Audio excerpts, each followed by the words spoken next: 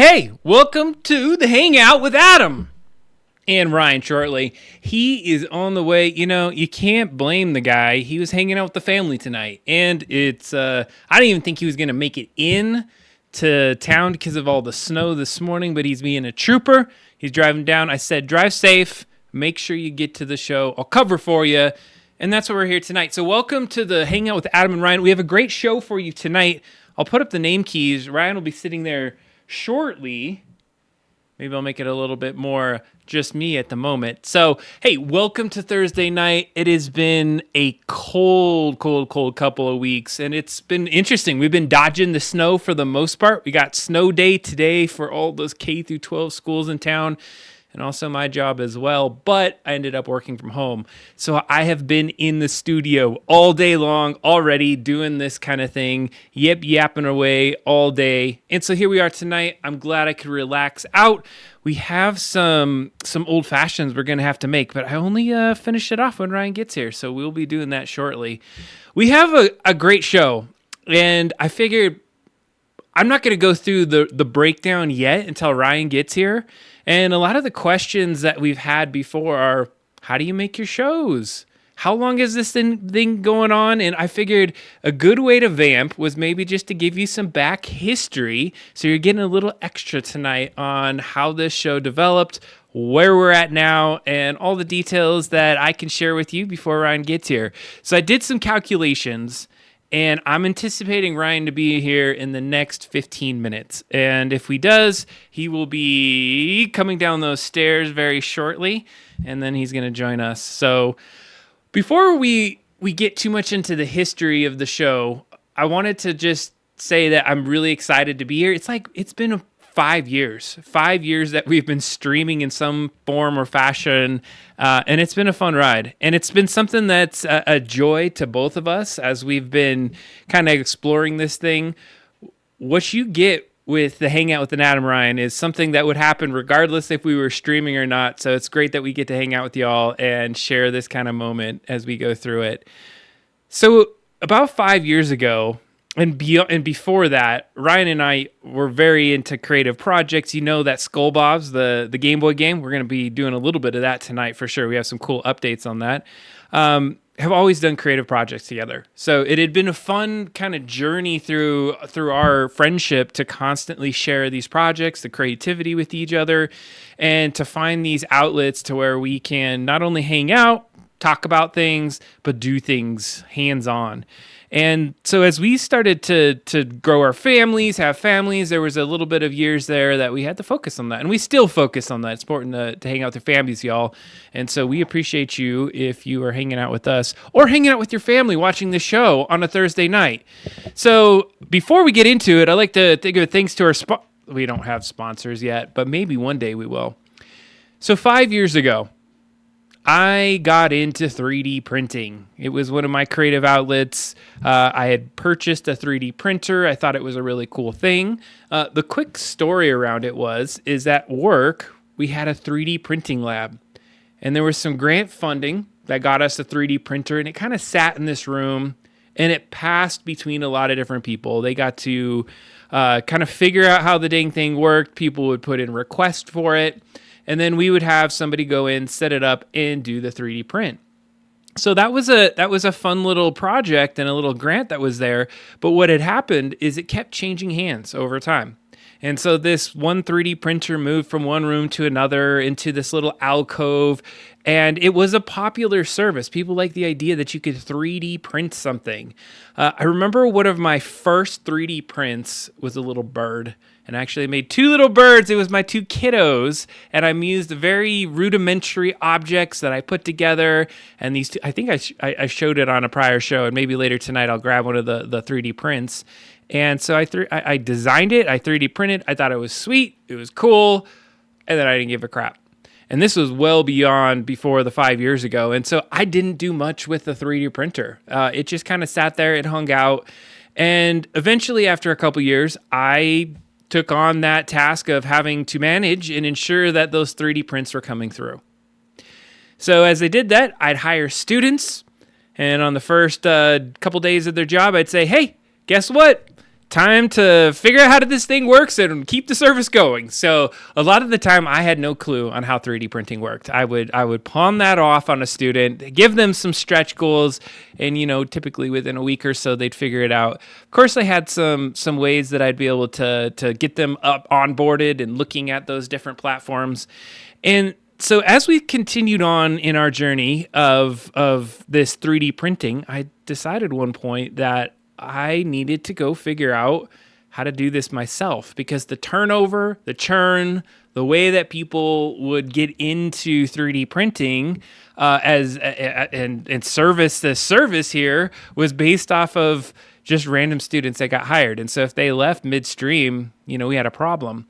So I figured maybe I should figure this out a little bit. Maybe I should figure a way that I can onboard people in this kind of platform. So I bought a 3D printer. I think I went online, and if you know me, I do a lot of work with technology already. But one of the things that I like to do is really look at the different options that are out there.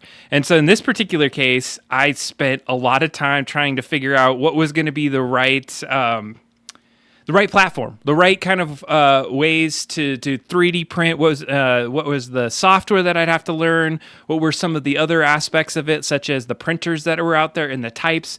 So it was a lot of work to kind of figure out where I was going to head in that regard. And so one of the things that I first started looking at was MakerBots. So if you're familiar, MakerBot was one of kind of the first, okay, to say it was the first 3D printer is probably wrong, but they were one of the first ones that got fairly popular, and they had this history of trying to build themselves into this awesome kind of educational 3D printing device, and that was the one that we had at work. And so I wasn't sure I was going to be able to afford it, very expensive at the time. And if you followed that company and what they tried to accomplish is they wanted to become the Apple of 3D printers. So they went out and started to make these machines that were foolproof, quote unquote, so that people could go and start 3D printing without a lot of hassle, which honestly didn't happen very well. Some of their printers were not great. And then over the years, they got bought out and things went south for them. Now, they did get absorbed into some other companies and some other things happened, and that is a different story for a different day. But one of the things they did leave behind was a thing called Thingiverse, and Thingiverse was a way that you could share 3D prints. So if you developed something and somebody was really good at modeling, they could put it on this website, and then people could download it and 3D print. So this is where my story picks up. Because I looked online and I said, what is going to be the best 3D printer? I know nothing about 3D modeling. I know nothing about 3D printing. Let's figure it out. So that's exactly what I did. Is I went and found this thing called a Creality CR10S. And it was a fairly large bedded 3D printer. It's called a bed slinger because the bed will fling back and forth, and then you'll be able to do some work at throwing some bigger printable objects on those beds. And so it was cool. It was made by Creality, and that's actually the same 3D printer that's been 3D printing, and actually 3D printing right this second. I have a 3D print going today. But what was interesting about it is I started to learn things. And so one of the first things I was going to show you, this was the absolute first 3D print that I did on my 3D printer. This is a puppy. It's a little dog. It came on the SD card. This actually came out really good. Wait, do I have a different angle of this? I feel like I should use this camera that I've had for quite a bit of time. Let's see here. Oh, I have a camera. So this is our little dog. Let's see if we can get it to... It wants to get on my face, maybe. Well, anyhow, this is the free filament that they came out with, and I created this cool little dog. And it came out really good, honestly. Like, even today, I'm like, my 3D printer made this thing? All right, sweet. That's good. So the thing is that this all happened just right before, guess what happened? COVID. COVID hit. I was just learning 3D printing. I was basically able to go to Thingiverse, put those on the bed, and print things that other people had created. Great. I could print objects. It was something really interesting. One of my goals, though, early on was that, I don't want to just print objects. I want to start to figure out how to print things that are going to be useful for me. And one of the first things that I started to understand was that I had this opportunity to do that, but I'd have to learn a little bit about 3D modeling. So, one of the first kind of challenges I had, and this is just before COVID, and I'm going to explain why COVID is important in this story, because it did give me time to figure out a 3D print, is that my refrigerator had a small part that was about the size of a quarter. And this little part would fit inside of the door itself. And it would essentially, when you open a refrigerator door, it's supposed to automatically close itself. I don't know. That's a thing. And that was the part that made it happen. So, of course, what do? You go online when things break on your different appliances. And this little part, which is essentially the size of a washer, ended up costing like $60. Insane amount of money for a piece of plastic that probably cost less than a penny to create. First challenge accepted, jumped in on my 3D printer, and I found a site that was called Tinkercad at the time, and it still is called that. And I went ahead and I figured out with some rudimentary geometric shapes, I was able to create the part, print it out, and fix my refrigerator. So then ding, ding, ding. That's what I want to do. I want to be able to create functional things. I want to make sure things in my life can be augmented by things I can create. Not only can I save money, but I can be very practical, and it's cool. I have this little replicator here in my house. I just have to be patient and I have to make sure I can figure it out. So I spent a lot of time tweaking my 3D printer. And what I would do is I would take different parts and pieces, and I printed out hundreds of things that did not come out as great as this dog did. There's a lot of plastic that I wasted just learning how things would work, being able to tune the various settings on the machine. And so as I went along, I realized that I needed to get a little bit better at my 3D modeling. COVID hit. All right. Well, I'm going to have the time to figure this out. I had got enough parts from Amazon and things at that stage that I had not put on the printer. So I spent a lot of time augmenting, upgrading it, creating all these stability pieces. And I made an amazing 3D printer that honestly stood up to this pro version for a while that was out there that cost probably like another $300 or $400 more than mine did. And I probably spent about $100 or so in parts just to upgrade it. So, saved a couple $100 by doing it on myself and learning the actual mechanics of the printer. And I appreciate that. And I think the learning moment is that you got to sometimes spend some time with things and fail and fail and fail before you can start to get some successes. So think about it now. It's been probably a couple months I've had a 3D printer, printed some objects, upgraded the 3D printer to a certain degree, and I'm really excited, but I'm stuck in my house. What am I going to print? What kind of project can I do? I'm walking through my house. I can't even remember how it happened. I probably was taking off my shirt, or I walked into a wall, which is not uncommon, and I busted my glasses. Ugh! Cracked these Ray-Ban glasses in such a place that I could have probably tried to glue them together, which wasn't going to work very well. And I had an old spare backup pair of glasses I was able to chuck on my face. But what I ended up doing was thinking, okay, well, how can I start to maybe make my own glasses? Is that even possible? Could you make a pair of glasses on a 3D printer? So I started out on my journey of making glasses. The very first thing I did is I went in Thingiverse and I said, all right, 3D printed glasses. And I found, I think, some pairs of sunglasses and some basic glasses on there. And I found a model, and this is actually not the model that I found, but this is the first pair of 3D printed glasses that I created. And so what I had found was a model of sunglasses, and I was able to kind of see how they had made it, got some ideas around how the nose piece and those parts would come together. And that's when I decided, hey, this is going to work. I wore my glasses in these glasses for about, less than 24 hours before they broke. And Ryan's here. I've been vamping, Ryan, but I got to finish this story now. You already got a drink right here, buddy. All right. See, Ryan's all in this. So, Ryan, I've been telling the history of 3D printing and how we got here. And I actually have a really good story, and then we're going to transition back into Ryan. Hey, let me just see on the time frame. Holy crap, I was 3 minutes off my guess. Through? Nice. 3 minutes. What did you, 25? I thought it would be 17 after the hour. So, okay, so these were the first 3D printed pair of glasses that I built. And so the history goes is I started to 3D print these glasses, and I incrementally got them to last longer and longer and longer.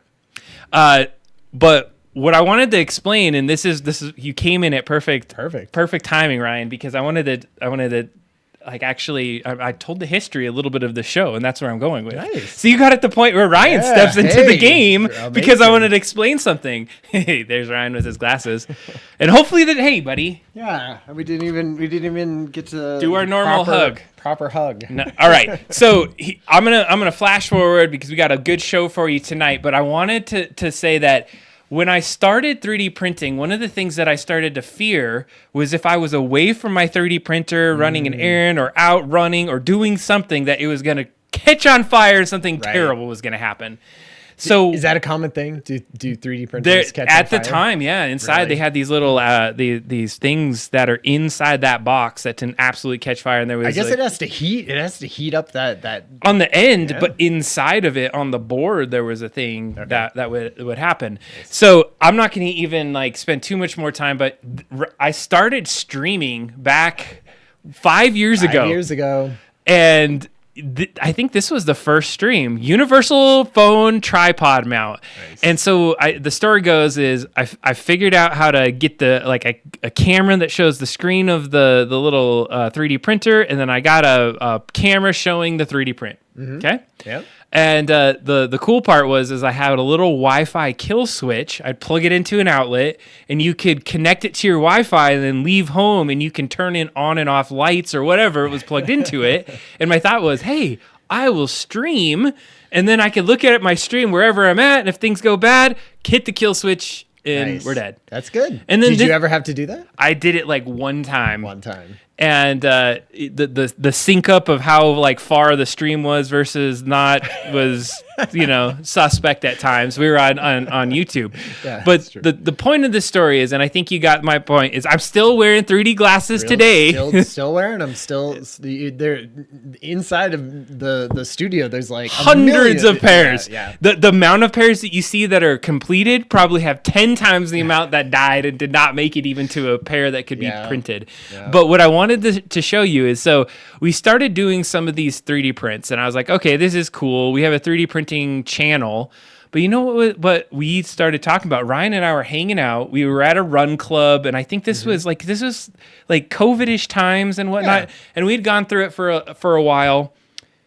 And then you and I always said, damn, we should record our conversations. Mm-hmm. How sweet would it be if we just recorded our hangouts or whatever we do? Because it's just fun, right? Totally. Well, and it was, I think part of it too, like I listen to a lot of podcasts, right? And so I was like, those are fun, like the long form conversation type things, I feel. And we play video games. We do interesting stuff like this all the time as projects anyway. So may as well talk about it to everyone. And I think then we kind of were like getting away from the Run Club as much. Mm-hmm. You started coming over, and we would play games on stream for a while. It used to be just us gaming, Adam and Ryan gaming. Yep. But then one day, I think this was before even the gaming. I was like, dude, come into the thing, like, and then I had a setup. So I think it's only cool to show that first show.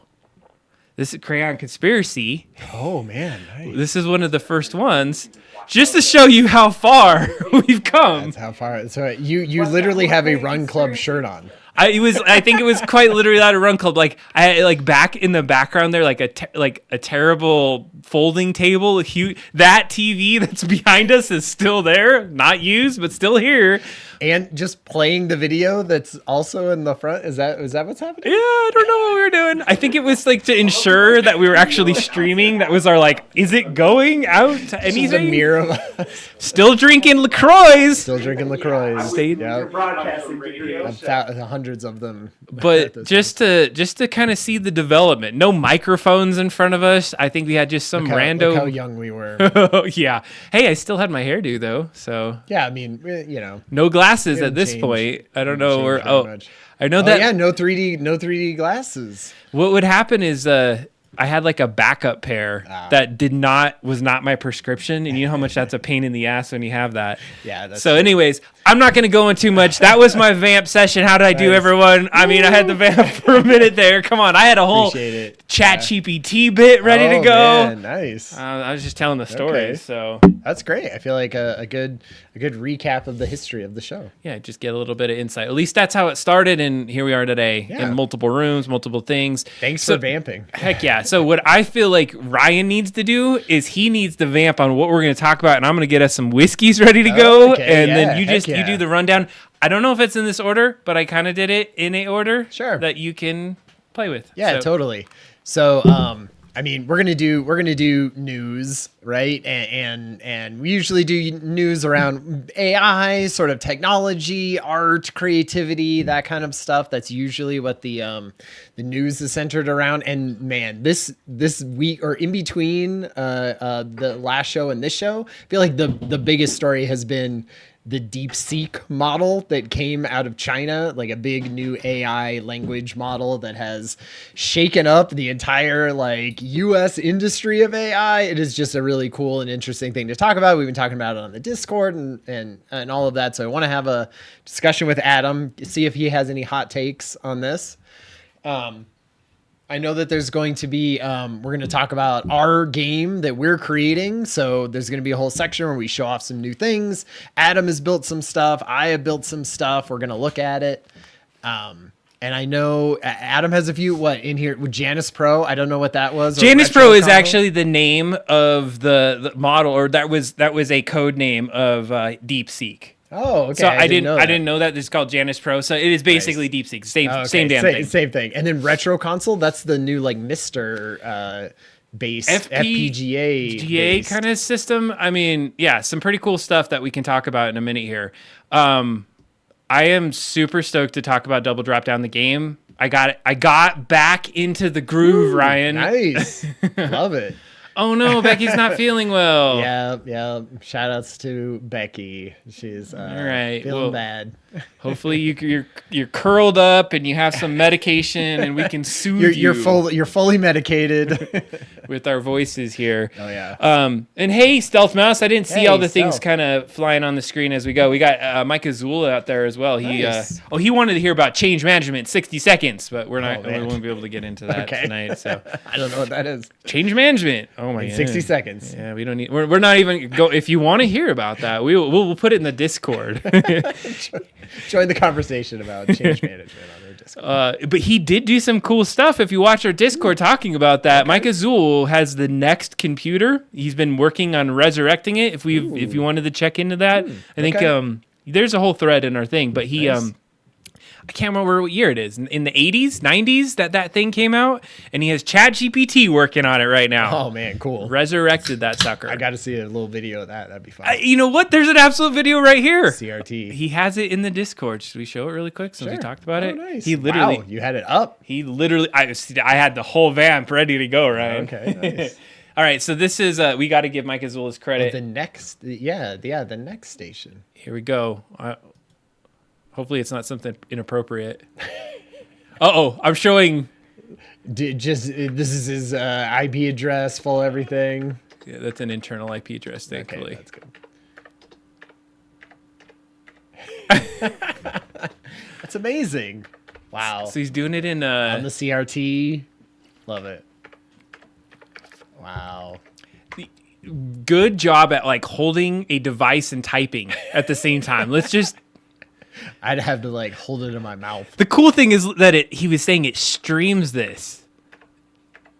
Yeah. So as he types in here, like you'll watch how it writes it out.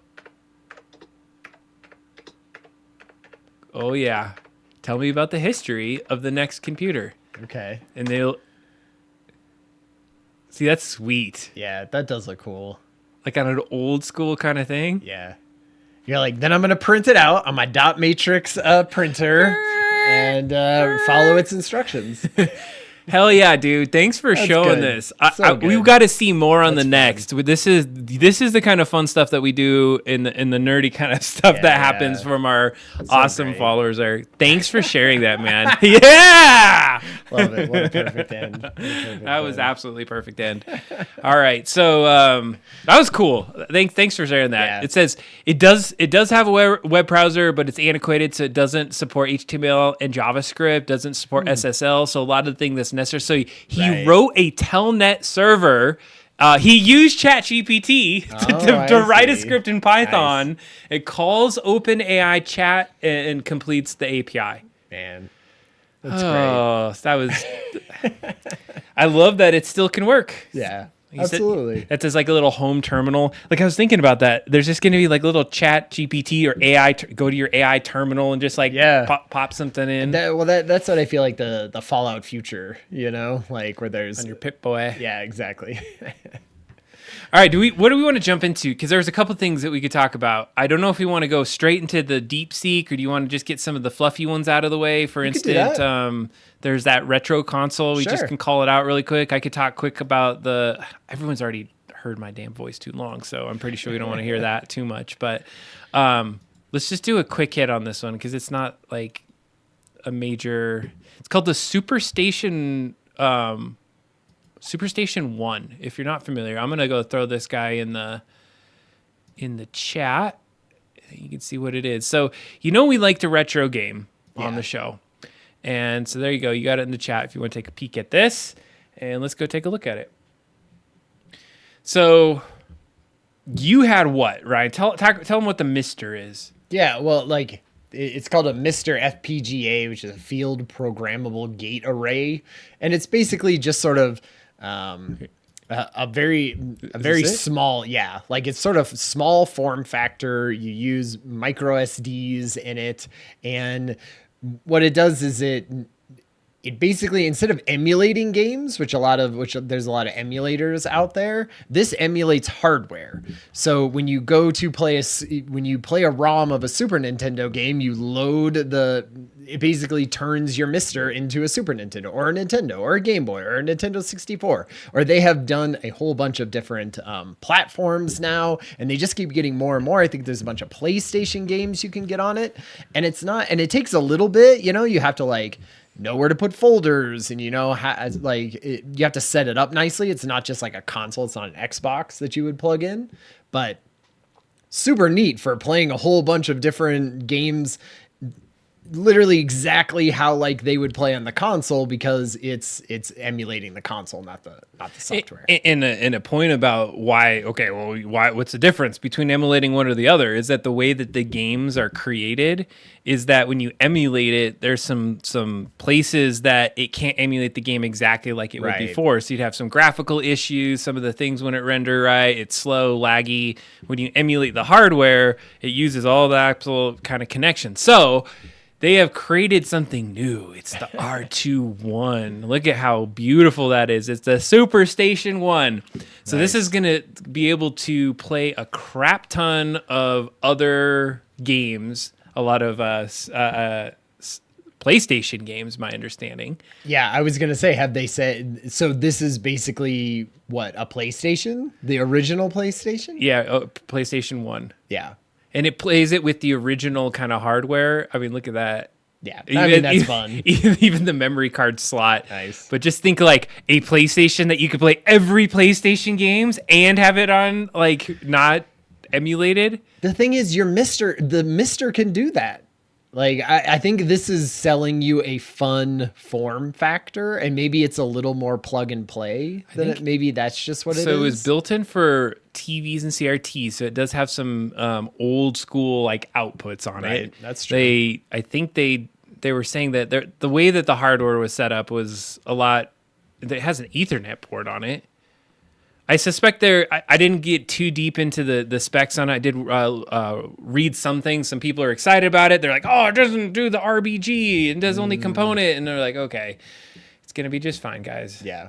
But apparently it's supposed to do a lot of additional processing, has more memory, has more pieces and parts. Nice. And so it's going to be a pretty sweet little system. What is your relationship with PlayStation 1 games? So that's a good question. Like I'm trying to think, like my first system was a Game Boy. We knew that. Sure.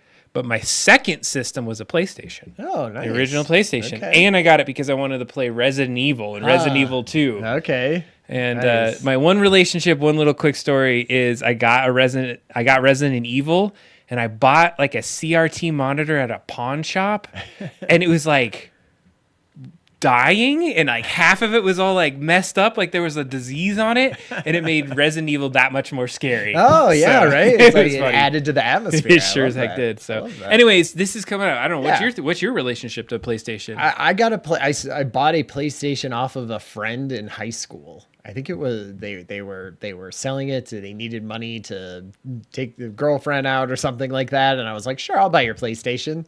And I mostly played Tony Hawk on it. I feel like that was like the main thing that I played. Oh, and Crash Team Racing. Oh yeah, I really loved Crash Team Racing, and that just came out on last year. They did a whole remake of it and everything, and now it was just on Game Pass. And I was like, Crash Team Racing on Game Pass. I'm playing it with the kids. Oh, I want to play that. Totally, it's great. I should be able to play that. That's totally.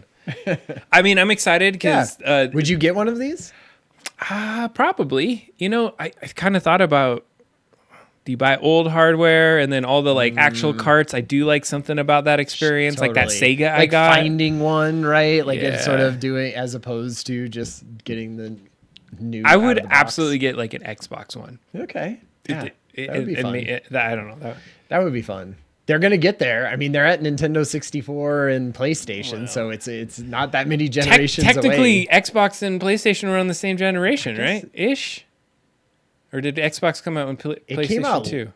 I thought it was more like PlayStation 2 and Xbox. Yeah. I don't know. All right, so I think that was a little bit of the fluffier news on things. I would say, okay, I want Ryan to talk about DeepSeek a little bit more because I feel like I have been talking a lot today. I'm trying to share the room. You know, you got to have the buffet rule. I can't just be talking. right. That's pretty good. Is that good? It was very good. I made it really like special tonight. Should we do Nice, a yeah. little cheers here? I already drank, even though, but I did cheers. too. I've been pretty particular about my old fashions. All right, this is a quick hit because have you heard of the FPS documentary? All right. So I have been on Amazon Prime and I've been telling you there's all these amazing like documentaries and things on there. Okay. And for whatever reason, I must have had like the free weekend because all of those sweet documentaries you have to buy now. And I was like, what the fish? And there was still a few of them I could watch. But there was this one I've been wanting to watch for quite a bit of time. And it's called the First Person Shooter documentary. Okay. And I feel like I want to bring up the trailer? The website. Yeah, the trailer actually would be really good. And then I want to get your take on this as we look at it. We're going to watch it right now. Do you want to watch it with the audio, or do you just want to play it? Yeah, we'll just play it. See. Are you serious? Like, this is insane. John Romero. The nature of the 3D world has dictated a new type of gameplay. A step forward into a new technical level. It blew my mind that I actually got to be there. Eye level. Oh god. Man, those are some famous game makers. Heard about the BFG. You know what that stands for? Big fucking gun. Oh, we just used our. I won. It's all right. John Quake Romero was got such to say a big revelation. It was amazing looking. Originally, a lot more like a role-playing game. Nintendo says don't try and do GoldenEye? first-person shooters. That was Nintendo really just good. ignored that. Man, did you know the story behind any of it? We were It's doing so things good. no one had ever done before. We pioneered online gaming. Maze You War. were Duke. That was the and first. he was a badass. We came up with a system of double kill, multi-kills. When Half-Life came out, it changed everything. It wasn't the story, it was the way the story was told. We had something special with Halo. We had to build the greatest Yeah. game. wanted to do something that felt alive and real. You are a part of it.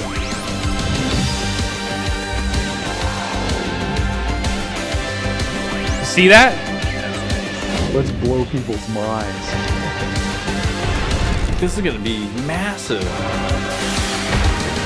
So it's FPS, first-person shooter, the definitive documentary. So, did you watch this? Hells yes, I did. So I bought it on Amazon. Here's the thing: I don't think you saw it. How long do you think that documentary is? For 4+ hours. 4+ hours. Oops. Literally, it's one of those things that if you're into documentaries, you turn it on and you're like, I don't know if I'm going to do 4 hours. And then you're like, 4 hours later, you're finishing the damn thing. I would say, just to be honest, if I'm giving an honest review of it, is that the first 3 hours kill. You're really into it? The last... It could have been a trim 3 hours and no. plus? I mean, up to 3 hours is good, but then when you get to modern, it just felt like, You're like, I already know all that shit. And of course, they had plenty of games in there, and they had really good history. But the thought is that they didn't hit every single game. So it depends on your history on yourself if you liked it or not. But I wanted to show you because I really think you would appreciate it. Okay, you should. All right. I paid $10 on Amazon Prime to get it. You can rent it, but it was like 4 hours, and I was afraid that I wouldn't watch it. So that's like 2 full sittings, right? You're like, that's gonna be. But tough. I watched it twice. Wow. Because one time I kind of just watched it. Actually, both times I watched it and did a double drop down the game. So I was doing it's embedded in my head now as we do our nice Skull Bobs. Check it out. Right. It was really good. Ryan, bring us home with Deep Seek. This is where we're going to spend some of the time tonight. What's up with this? I mean, like I said, this has been the biggest thing in AI news that has taken over everything, and I just want to get your opinions on it. I assume you've read a little bit about it, or you, I don't know, watched something or heard something about this. I know nothing about it. You know nothing about it? I'm just kidding. Okay. I know so much about it. Okay, but we got to bring the audience in. Well, that's what I was gonna say. I was gonna be like, Anyway, let's just explain what DeepSeek is, right? Before we get into it. So, like back in November or December of last year, a small little Chinese AI company that was, not a very big one, an offshoot of a hedge fund, I think is what they said, put out a large language model thing like ChatGPT. Right. And didn't really make any big moves or anything like that. And then just in this last week released something alongside of it that is sort of like ChatGPT's O1 model, which is its reasoning model. And people were like, oh my God, it's like stacking up benchmarks up against these huge ones. And the trick was that it only cost $5 million to train its model, which is like, 10 times, 50 times less than what a lot of these big models do. And so it freaked people out. It made some people excited. It made some people lose $600 billion in market cap. And yeah, exactly. And it just sort of shook up everything. And I don't know, what do you have anything to add to that high level before we get into this? I mean, we can get into our take on it, but I don't know if you know some of the other details that have come out recently about it. Tell me. I might, but yeah, sure. Explain it like we're three. So I'm gonna get down into some of the details. So when we start to think about, let's just use OpenAI and ChatGPT as that model. I watched enough to try to talk about this at a good level. So okay, bear with me on this. So when ChatGPT came out and how an AI model is trained, and I'm gonna go a little bit more simplistic here, is that it's basically a word prediction system. The ones, there's these things that are called preschool level. It's a neural network that kind of connects. You're like, preschoolers can't understand. You don't know what you're network. talking. So the basic thing is you keep training it on a lot of data, and so you keep shooting it out at the internet. And for the sake of simplicity, imagine these things that crawl, these bots that crawl the internet, find text, and then it trains itself on those texts to predict what the next words that somebody might want to do. And so one of the things that was new role, but so it spent a lot of time training its model on all of all of these pieces of the internet at the time. I think it was like 2022 or 2021 internet and back or something like that. It trained on it. And what essentially it does then is you have all of this training data and you're able to imagine kind of like an input and output. You put in a question and then it looks at all the data inside of there and then it spits out an answer. And it takes a lot of processing to be able to make that happen. And so as you start to think about these models, the way that data is formed and how much you collect is how good it's going to spit something out on the other end. Yeah.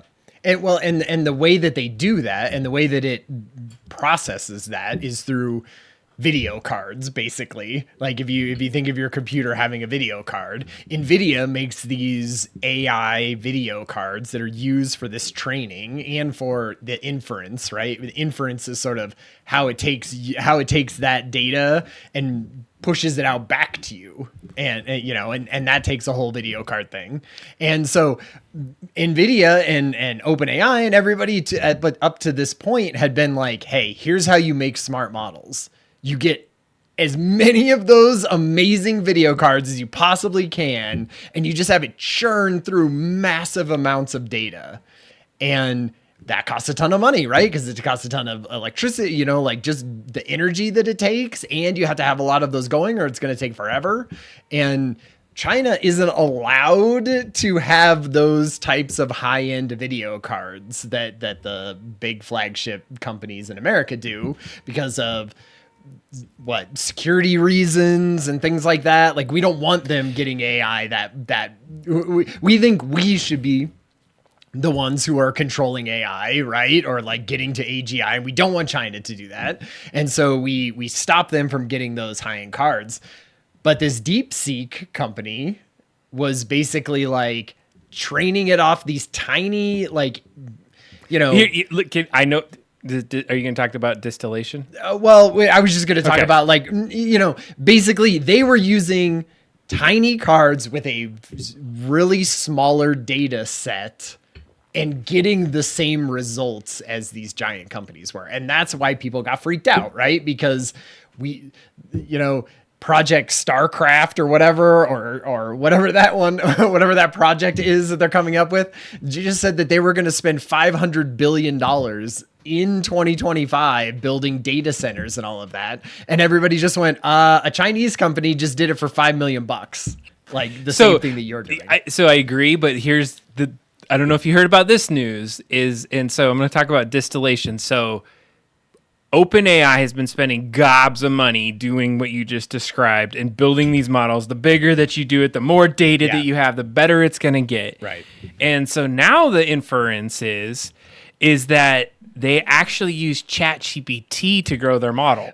Totally. And so, but what they did and how it works, and this is an interesting concept. And so as we start to think about it, if you get this big model and you train on everything that's already out there, there's going to be a point you run out of data, right? Yeah. Totally. Well, that's what basically happened at the end of last year. But what you can do is train on other AI models. Yeah. So they were prompting the AI models, taking the output of that and then training themselves on that. So they essentially built their model on trained model. And then of course OpenAI is like, what the hell? Totally. You stole all our data. I'm like, yeah, you stole it from everyone else, punk. Exactly. Yeah.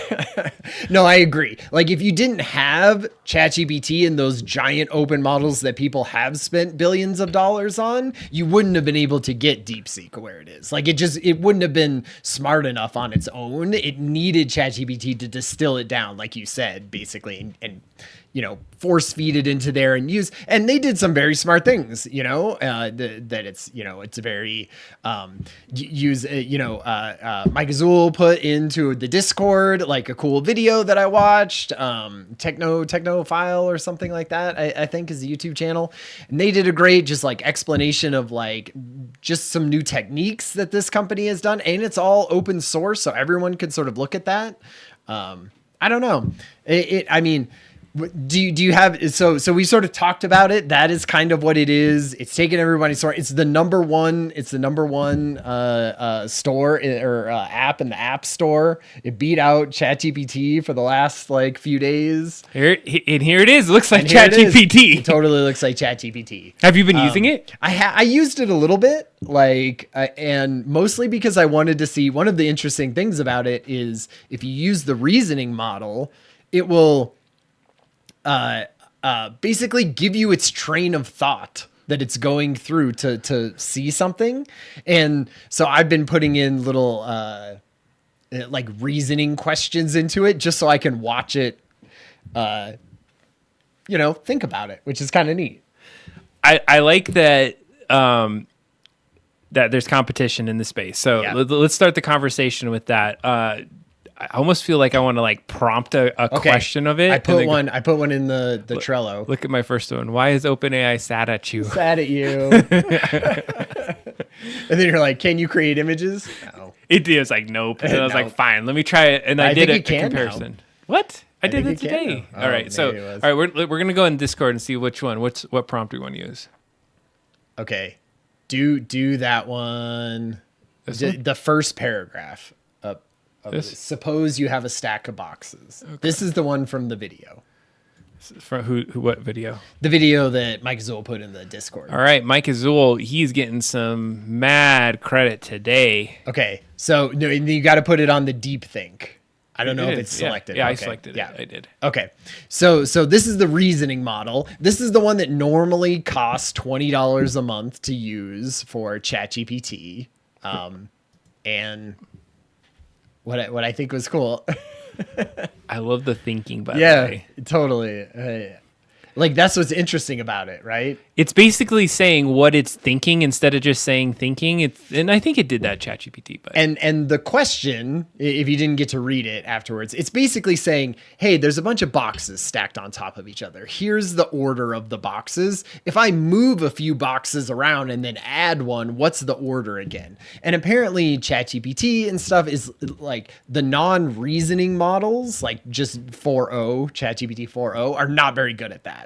Like, it just doesn't it needs a step-by-step instructions where it sort of does a section and then stops and looks at that work and then goes, okay, what was good about that? Let's build on that. And that's what this does. Did it make it? Did it do it? Let's see. Final stack. Red, yellow, blue, green. Yep, that's right. It did it. I love it. And I tried to do this. I signed up just today. I did a bunch of research on it. This is the first time I was able to get it all signed up. I love that. I signed us up for that through our double drop down. Oh, nice. Gmail. That's what I signed up all our AI stuff. One of the things that was funny is that I used it earlier today and I was trying to get some feedback. I got some feedback that wasn't the best of how I can make some improvements. And so usually when I do that, I write a paragraph about things. And it was funny in the thinking part. It was like, oh, he's actually concerned about some of this thing. So maybe we should, congratulate his ability to see and reflect. Nice. And then we should pivot to like ways and strategies that we can help him out and do this and this and this. And it was funny. I was like, hey, I'm right here. Chat bot. Come on, buddy. And then of course it goes in the thing. They're like, oh, buddy, it's okay. You did the thing. We could go and do this. I'm like, yeah, I know. You just told me what you're thinking about doing, buddy. Nice. I feel like seeing some of this could help when you prompt, like, because if I know how it's thinking, I could go in and be like, oh, here's where it's starting to get it wrong, right? And then be like, yeah, no, it's not like this, it's like that. Like, I haven't used it well enough. I don't personally know a lot of, like, I was trying to think of, like, I was literally trying to come up with, like, what are reasoning questions that would be interesting for us on the show? And I was like, I can't really think of any reasoning questions, or we'd have to. I had one if you go back to the Trello. Yep. This is one that ChatGPT helped me write. Yeah, that second paragraph. And I thought we could try that in the reasoning. All right, we're going to try a new one. So I was like, ChatGPT, help me come up with like a reasoning question that would be interesting for one of these reasoning language models that has something to do with us and our game. And so I said, what are the most effective tools, workflows, and strategies for a small game development team, 2 people with Game Maker to maximize productivity and collaboration while working with limited resources? That's what sort of me and ChatGPT came up with. Roll the dice. Let's see what it does. Like, I don't know if it's Okay, you guys suck. Get more people. yeah. Hire like, everyone that's fail. in the stream right It's now. like, oh my god, none of this is gonna work. These idiots. Anyway, I'll humor them. So you're like, just quit now because it's not going to happen. Well, and I heard it's supposed to give I thought it was usually. Well, they have some interesting things. Talk about itch, open game art, avoid creep, feature creep, which I absolutely agree. I love where it's like, I need to structure these into tools that they can use. It's kind of creepy. It is. It's nice. I like. It's interesting, right? I feel like. Is that programmed? Do you think they made it like that? Like I a bet little they made it like personality? conversation. They're like when you come up with your reasoning steps that you need to go through, and you show everyone, make sure that it's conversational and feels like a human thinking through a problem. I want to see this breakdown here. Let's see how this came out. Okay. Game Maker maximizing. Okay. So I've heard this, and I think we got to get it. Git is where it's at. Mike Right. Azul had said this before, Yeah. and we And I think if we conceived it. move, I think like moving to Game Maker would be, maybe we should be using it now just to sort of get in the habit. Oh, I'm doing a version of it. It's just snapshots of it, but it's not Git. Because one of the things with Git, my understanding is like I commit something. Let's say I commit something, right? Then you have it in there. If you pull it down and you edit it, and then you put it back in, like you at the have to same accept it? same time that we're doing it, like we could have different branches or different types of it. So I think there's like milestones, and so there's a lot of little things that we'll need to ensure. And I think it does merge it. So like if you were working on one part and I'm working on a different part and it merged, then we'd be back together. Yeah. But if I was like tweaking a piece and you were tweaking a piece and there was Yeah. I'm pretty sure that's how it works. Okay. I mean, that all makes sense. Like how you can't work on the same things at the exact same time. Yeah, it's like, and so we may just have to figure that out. But I think it's a great idea. See, this is what I was doing before. Like, I basically back up a snapshot of it so we can go to every iteration when you know how it says on our game a certain like beta version or when there's alpha versions? Yeah. Every time I get to a next version of it, I snapshot it, zip it up, Okay. I put it in there, and I save it. And then that way, if I screwed up Right. royally, I at least just can go back Totally. to like I- one or two ways back. I feel like that's super important, especially for, because you can screw things up royally. It's just like, it doesn't work now. I did that, and I was super sad and had to use, but I was super happy that I found a way to go Nice. back. This one's interesting. I love that everything says A Sprite. Like Yeah. it is like the way to go. Totally. Blender. Blender. Do you use Blender? If you're using 3D stuff, right? I want to talk about that Yeah, we should. because talk I was about thinking after watching FPS, Ryan, we should make an FPS. that. Oh man, talk about scope creep. All right. Well, so that was interesting. Okay, what I want to hear is. Yeah. Do you have any hot takes on like what is your? Do you think that DeepSeek is a big deal? Do you think it's is it overhyped? The largest loss of any company on the stock exchange of all time lost that amount of money this week. $600 billion. $600 billion is like the maximum that anyone has ever market cap that they have lost. Because they just saw that it was a big bullshit essentially, and that that all the big tech bros aren't going to be able to. It's just everyone thought that you had to have these billions of dollars, and it took, all of this millions and millions, hundreds of millions of dollars to train these models. And they're showing that hey, you don't really need to. You could sort of piggyback on those, and all these open source models are going to be just fine. And NVIDIA is maybe not going to sell everything that it ever makes right afterwards. I don't know. I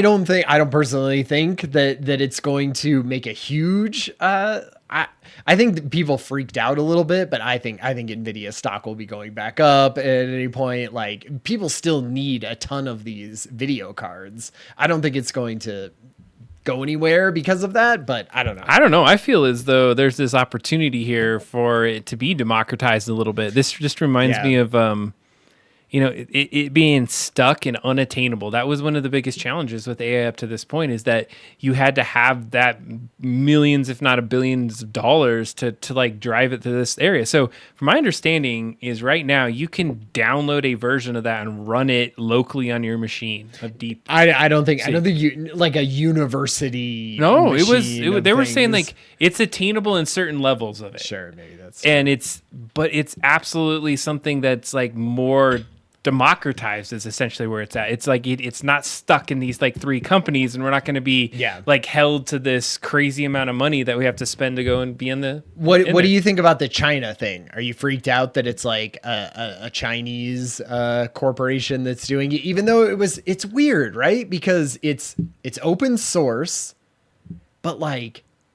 The Chinese government is like, it cracks down on individuals who are saying things on Twitter. Like, you don't think they've talked to this company or whatever? I was like, it seems weird that China would even allow something like this to be open source. You think that they would lock it down and be like, this is China, this is our model now that we use. This is our deal. This is our stuff. Honestly, who knows? We'll see where this goes. And I like the idea that there's other competition and there's other bullshit calling out in the game right now. My favorite thing about it is if it doesn't take that much to do and it doesn't take that much to run, you can run small versions of it on things, and that's how you get to all of this on your own. I'm still in the kick, Adam, that we're all going to have like an AI sort of computer for each house or whatever that you live in. And you're so like, I love your model with that. Yeah. I think what it is, it might be even a little bit more dystopian, is that we're going to have to fight for it. Oh, right. And we're going to have to really like get in, like, I got the model and I finally got my little piece, and it's all, and I'm running, whatever it is at the time. And, we all have these different models that might be doing different things. And it's tweaked. Right. It's a class system. It always ends up being a class system. It could be integrated in your thermostat. That's right. I don't know. I think this is good. Mike Azul says in the chat, competition is good for innovation. Yeah. We need to keep pushing towards this. I was afraid, and this is one of my fears to kind of bring it out, is that I don't want to say I'm addicted to, but I really have come accustomed to leveraging the tool of ChatGPT. Mm-hmm. And I don't use it to just like think for myself. I'm just like, hey, I need to process it, or get a little bit of like a spark on this concept that I'm coming up with. Like I feed it what I need it, and then it spits it out, and I'm like, that's BS. I don't like what you did. But hey, that 2-3 words gave me the spark to take it to the next level. And if I didn't have that little assistant there, I feel like I would be missing something. There's some times where I feel guilty for using it straight off the bat. I don't know if you ever feel this, but you're like, let's say somebody comes with you for something, and you're like, yeah, I'm going to, like, oh, we got this new project. What do you think about this? Right. And is it bad that I like, should I be like, no, I'm not going to use AI, and I'm going to sit here and think about it for an hour. Right. And then use AI to do that? Or is it sort of that blank page syndrome that people get, right? When you're like, I'm going to type up the best thing ever. And then you sit there for an hour and you can't do anything. Is it better to like brainstorm with it first and get some of those ideas? Or sometimes I feel guilty for doing that. I think it's a hybrid, to be honest with you. Like, I've used it in certain sense where you're in a conversation, because I'm sometimes in meetings, and somebody will bring a term up, and you're like, I got the general gist of what that term means in life, and usually you would just like go with it, and you'd be like, yeah, that means that thing. Mm-hmm. Maybe later I'll go look it up. In context of like, hey, I'm learning about this. Hey, can you give me some other insights in context to this thing? Whatever you might be learning, it spits out those insights. It gives you a prompt to think of a question and then to continue in the moment. So I think from an immediacy of being able to move conversations faster and get like detail, I love it. How far do you take it? and of course we're going to get into some rabbit hole. Like, say you had some AR glasses and it was constantly listening to whatever conversation you had. And then it was ChatGPTing stuff like over the top of your, augmented reality, where it's like, hey, this person was just talking about this. Here's some things that you could say, right, in this moment that would make you. Does that seem like you're just cheating yourself and you're just like, haha, I'm letting the AI come up with my script of my life? Like, would you call it at that point and say like, no, I don't want that? Like, when is it too much AI, do you think, in your life for that? If I had to answer that question, I'm gonna take maybe a different angle. Is that I think it's absolutely going to go there. Yeah, because it's going there. But it's almost like, how much do you as a human being do you want to reject it? Well, and that's the thing is I think what you're talking about is this dystopian kind of future. There's going to be like the haves and the have-nots, and then the wanners and the whatnots, and so it's going to have these fractures where people are going to want to do it. And then people that are going to say, no, I want to use my absolute real brain to do it. And others that can't do it and wish they could. And so I think it's just going to further kind of divide some folks in certain cases and unite some other folks. I think your point is like saying like what happens when it gets pulled away or you don't have it, and can you think for yourself? Are you going to be driven because of it? Right. And there's a comment in the chat like similar arguments were used when the internet first became a thing, and I totally agree. Right. Like, oh hey, how much are you just going to stop learning reading maps because now I have Google Maps, right? And so I just like never even think about that or care about that. And I sort of think like this will be kind of the same thing. People will have those, they'll have them at work, right? And you'll be like, those people will seem smart and on it and doing things, and you'll be like, I can't be left behind by not having augmented stuff giving me little hints about who I'm talking with and some clever things to say. And then at some point it's like, when am I out of the picture, and it's just the little AIs talking with each other and getting work done, and I don't even need to be there. I feel like that'll be the line where you're sort of saying like, that's where I'm going to draw the line of being like, I still want to do things. I still want to sort of be in control, but as AI as helper, not as taking over. But who knows if that's even going? Who knows if we're going to even get a choice at that point? That's the philosophical rabbit hole. Yeah. I really think about the singularity sometimes. Like humanity keeps doing all of this stuff, and at some point we've fed some thing that all gets wrapped up into one thing that goes off. Like imagine this, like the world, however far in the future, is about to implode on itself for whatever reason, and society has collected all of this information. We've figured out how to like cram it into this one being, and we shoot it off in a rocket into space, and you have all of like humanity tied up in an AI thing that's now just like going off to this new place to either repopulate or do something else. I don't know. Like I feel like we could be going towards a future like that. All the good and bad, by the way. Because I think it's a lot of like uploading your brain, right? Like, can you make a digital version? Because if you're going to different stars systems and things like that, like the time is so long to keep your fragile little body like alive.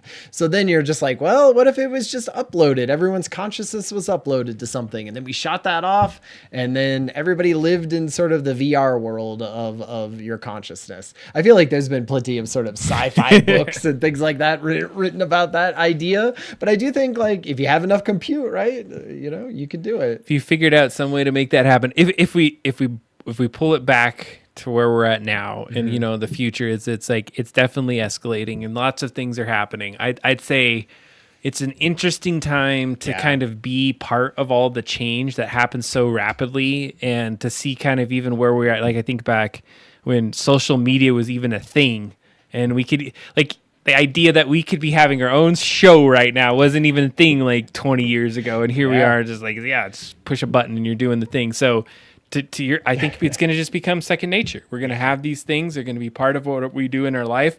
But as humans, we have to keep doing some sort of advancement to kind of keep moving forward, I think, in certain cases.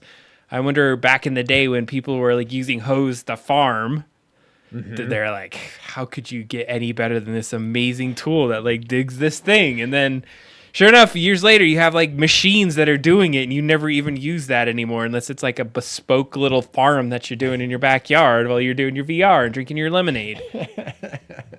Yeah, you know, I feel like the over this last few weeks has been some of the like, I mean, you know, we're talking about DeepSeek, but there was a ton of other stuff that went on too, of talking about AGI and the ramp ups of all of these technologies. I feel like, you know, at the end of last year, I feel like we sort of hit a plateau, but man, like it has been ramping up incredibly. I feel like this year, and I don't know, sort of scary. I feel like it does start getting scary when you do start thinking about like, what does actual AGI look like in our world right now? Not some forward 15 years ago, who knows who's going to be president or who knows how anything's going to exist 15 years from now. But like if it came in 2 years, you're like, man, we're going to look basically the same as we do right now, but with like this omnipotent sort of AGI hanging above us. I don't know what that is going to look like at all. As long as you control the plug for it in some capacity, which is the thing. I'm nowhere near that plug though, so that's scary. Yeah, you're right. I would say if there was any like, are we wrapping up our DeepSeek? Okay, yeah. So right now, if we were going to stay on DeepSeek, I think it's a good thing. I'm glad that it's disrupting and making people think about what opportunities are, because then it means there's something else that's brewing out there and somebody's going to use it, and we're going to get to something that's more affordable, more to what you're describing that we can have in our households. Yeah. I like that it gives us a little bit more control potentially as individuals, as humans, to not let it be run by tech bros, to be honest with you. Totally. I think that's going to be an important part for the future. I think that AGI isn't going to just be something that everyone accepts. We're going to have like the AGI wars. We're going to have the AGI of North America that fights the AGI of China that all comes together. Yeah, it's going to be terrible. Yeah, I agree. The only sort of take that I would have on DeepSeek to do this is the question, basically, and maybe go to the Discord or put it in the thing, what you think. Like the Chinese government version of this is what I still don't understand, is why the Chinese government would allow this.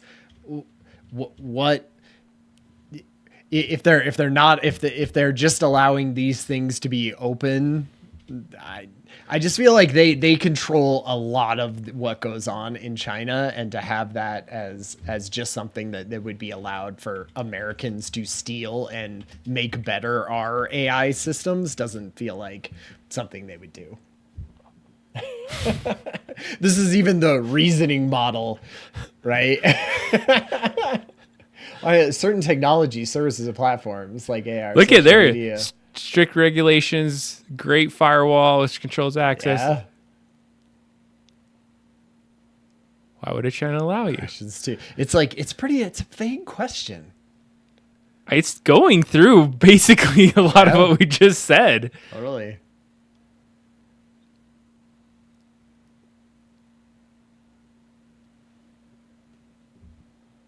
Global leader in AI by 2030. There is why. I think it's because, like, if you don't have people using it outside of your own little bubble, how do you continue to grow it? Imagining all of America chucking their crap into some of this and having some hooks into it in some capacity. Yeah, but it's like you're training it. You're not training it on user data. Well, I guess you are, but that's not the main training data from it. Look at China emphasized the development of responsible AI that aligns with socialist core values. This includes ethical guidelines to prevent misuse and ensure technologies benefit society. Okay. My operations are designed to comply with these regulations and avoiding sensitive topics and promoting lawful content. Oh yeah, I mean, don't ask it about Tiananmen Square, I'm sure. Oh Jesus! I just got banned. Got banned from it. It heard that, right? I mean, it is logging keystrokes and things like that. I mean, for sure, but yeah, I don't know if that's what they're into. So I don't know. I feel like we'll see where that goes. What do you think, chat? You have any hot takes on this? On DeepSeek All is do you think that you would move over to it? Have you been? Yeah, I've actually been. I'm diversifying my AI usage, to be honest with you, because I got a little bit hooked on ChatGPT, and I've Me too. got a little bit. What are you branching out to? So DeepSeek was a good one just to add to my repertoire. I've been using Claude, Suno, Claude, yeah, exactly. Mid Journey. I have definitely been. I love Mike Azul. You know, yeah. What thermostat doesn't need a reasoning model? That's right. That uses three liters of water every time you ask it a question. Is that what it is? Is that the? I don't think that's actually like a verifiable thing. But it does use a lot of water. There was a couple other ones that I've used that they're like little knockoffs, but it feels like it's so saturated with a bunch of bullshit models too out there. I did some for the game. I was doing some pixelated ones, and I don't know. I didn't really like the results on it. Wait, let's see what the chat says. I know, right? I was reading. Yeah, it's like when you get used to a brand, you stick with it. Yeah, totally. Well, and I just feel like I'm used to it. You know, $20 doesn't seem like that much for it. Saves it all. I do use the custom chat GPTs. Like I have a network leader social media one that I use. Did you do that because I taught you about it? I've had that one for a while. I've had the network leader one. I don't know. When did you teach me about it? I was on the show when we made the little like assistants. You mean? No, I just use whatever the custom GPT. You know, you can just make one and then you like upload a bunch of documents to it. Yeah. In ChatGPT, yeah, those are the assistants. You know, one thing that's been interesting is a lot of workplaces have been focusing their attention to like Copilot, and that's because they're kind of sandboxing it to your organization so that you can't get outside of it. I get a little nervous putting a lot of all our eggs in one box or one basket in a lot of different organizations there, because then you just like tie yourself to these like big corporations in certain cases. And so I get a little nervous. OpenAI has an OpenAI.gov or whatever that they just released, which is just like, hey, hey, United States government, upload all of your information and all the things that you're thinking about and all, you know, everything that goes on in a government. It's your own little private, you know, version of that. I don't know, man. That's trusting a lot. I agree. It looks like Mike Azul said some DeepSeek has other controversies concerning their cybersecurity, and I know they got like DDoS, right? Like when I logged into it before, it was saying working. It right at the beginning. It was like, hey, we're having malicious attacks right now. It says, due to large-scale malicious attacks at DeepSeek services, registration may be busy. And people were even like, is that actual DDoS, or is it just like a ton of, I mean, it's the #1 app on the App Store. I imagine it's getting hit pretty hard. I heard people talking about like, oh, it's so much cheaper. I ran 200,000 API pings or something like that to it, and only paid this amount for it for this coding work or something. And I was like, oh man, they must be getting hammered. It said their database got exposed, secret keys leaked. Oh man. Oh geez, really? I think it's I mean, if you become #1 in everything, everything's going to be pointed at you. And you were basically like a little hedge fund side project. you weren't probably exactly set up for the amount of attention that you just got. So I got one little interesting story because of NVIDIA. So my son, he's a big gamer, plays Rainbow Six, and before the holidays, he was like, I need to get a new GPU for his computer. Okay. So he wanted a 4080, right? And put the money down in front of me and said, I want it, ready, let's get it. And how much at that, like, so the last year, November, how much did that cost? $500, $700? $1,100. Woo! I was like, okay, cool. You got the thing, 4080. Like, what are you selling, drugs? What did you just throw down a stack of $100 bills for $1,100 in front of me? So I go and I'm like, because I have to upgrade our stream computer, the one that we do our other side up, because it's done. I can't even get to Windows 11 unless I go to Linux and figure out how to make all this stuff work on Linux, which actually I've been trying to do. Dang, nice. Yeah, so he got a 4080 Super OC for like $1,100. Nice. So I was like, I'm just gonna buy the same one because I watched him get it. It seems to have a Sure. good thing. Guess how much it cost right now? He bought it in November for $1,100. $1,800. $1,800, Ryan. I'm like, oh my god, you were smart, kid. I almost It was made an him. investment. I almost. You're like, go sell that on Oh. you know.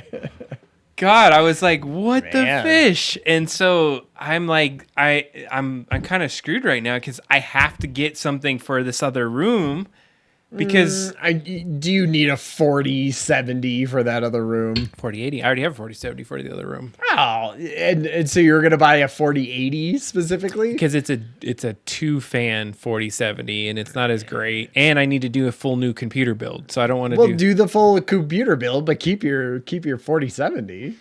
I'm trying to get. That's what I have a 4070. I'm trying to feel like it works great. sustain the projection of the stream, guess. and I want to do some AI stuff. So if I want to download like a Right. DeepSeek or something, I was trying to get something that could do that, but I am not spending that amount of money. It's like it's a ridiculous amount. That's ridiculous.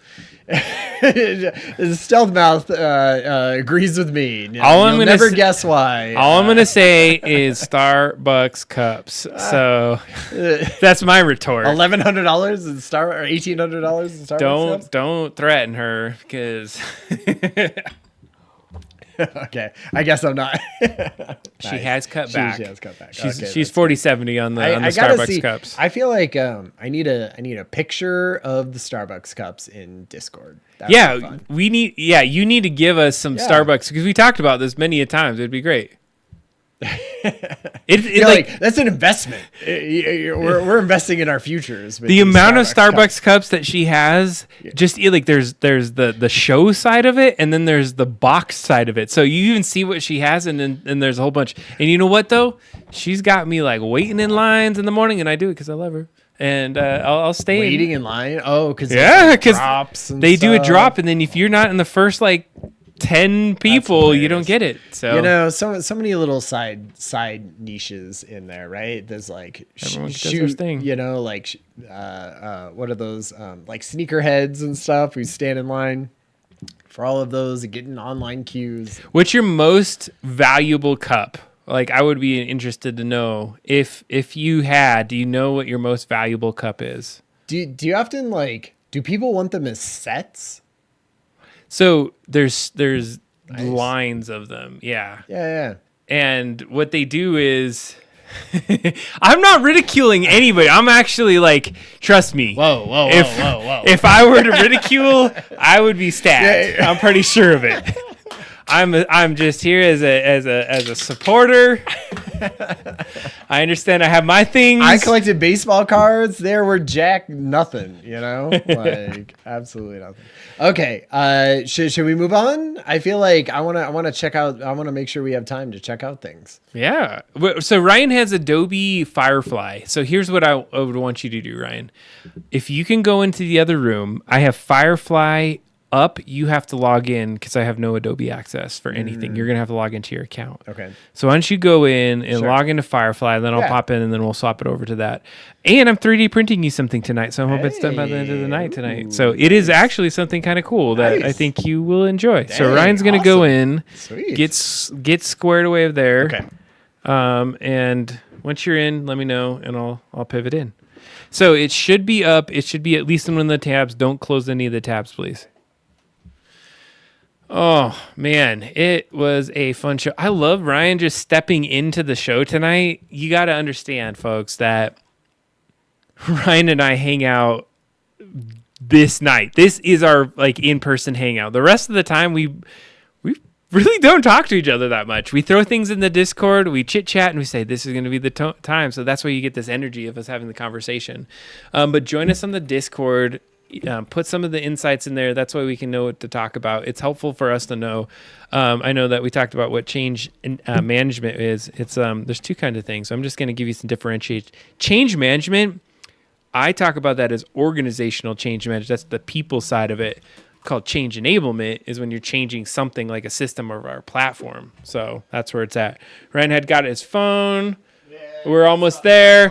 Vampin is coming in. Oh, we got to see some photo proof. And the Discord is right, Stealth Mouse. Let's get this going. Stop him now. I'm not going into it, it's Mike Azul. I've stopped it. I'm trying to get Ryan. Ryan, you got to finish your whiskey, though.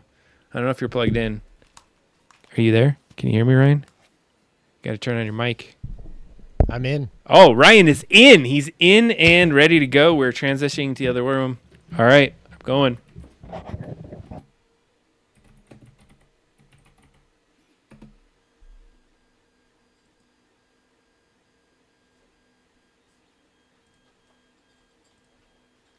You ready? Are you logged in? I'm logged in. Join the wait list. All right. Uh-oh. Is it messed up? No, the 3D print's going good. It looks messed up, but can you guess what this is, Ryan? Can't guess what it is. Let's see here. It's It looks 47. like a tail. It does look like a tail. Oh, man, I hope it really actually comes out right. It's kind of coming across away from the bed. Oh. All right. It's all right. Did you want to introduce us where it's at? I got to go grab my water. Yeah. So Adam's printing a mysterious 3D print for me in the background. And I was going to talk a little bit about like two neat, we don't even need to bring it up and we don't have to go deep into it. But two things happened between now and the last show. One of them was literally the day after this stupid show. I got access. Stupid show. Well, it was like it couldn't have happened the day before. I could have talked about it on the last damn show, but now I had to wait 13 days in between. Yeah, so yeah. I got access to the Adobe Firefly video beta, and you know, we've been using Sora, right? And we've been doing all of that, and so we were like, great, I got the video. It's not letting me do it. Wait, For some reason, I don't know if it like. In? No, I'm logged in.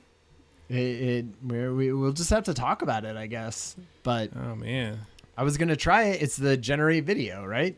Basically, this is sort of Adobe's like, okay, this is our answer to Sora, which was, you know, text to video, and so you put in text prompts and you do that, and like I got access to the beta and they sent me a link, so maybe I needed the link. Maybe that's the issue with it, but I played with it a little bit. I feel like it's right along the same lines as Sora, right? Like not incredible. Like I tried a few things. I tried our orange alien orb, basically like handheld shaky cam video. Oh, yeah. That we were trying with Sora, and I was like, all right, I'm gonna try it with this Adobe Firefly, and like tried it maybe 10 times and sort of got similar results. I would say sort of not super realistic. It does have a lot of the nice things that Adobe products have for generation, which is they give you a lot of small things to tweak, right? Oh, what kind of style do you want this as? What were you hoping sort of the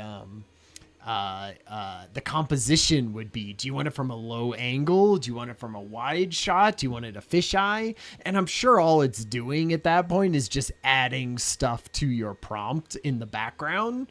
But at least it sort of lets you think about those things. You're like, yeah, it would be cool if it had this focal length, right?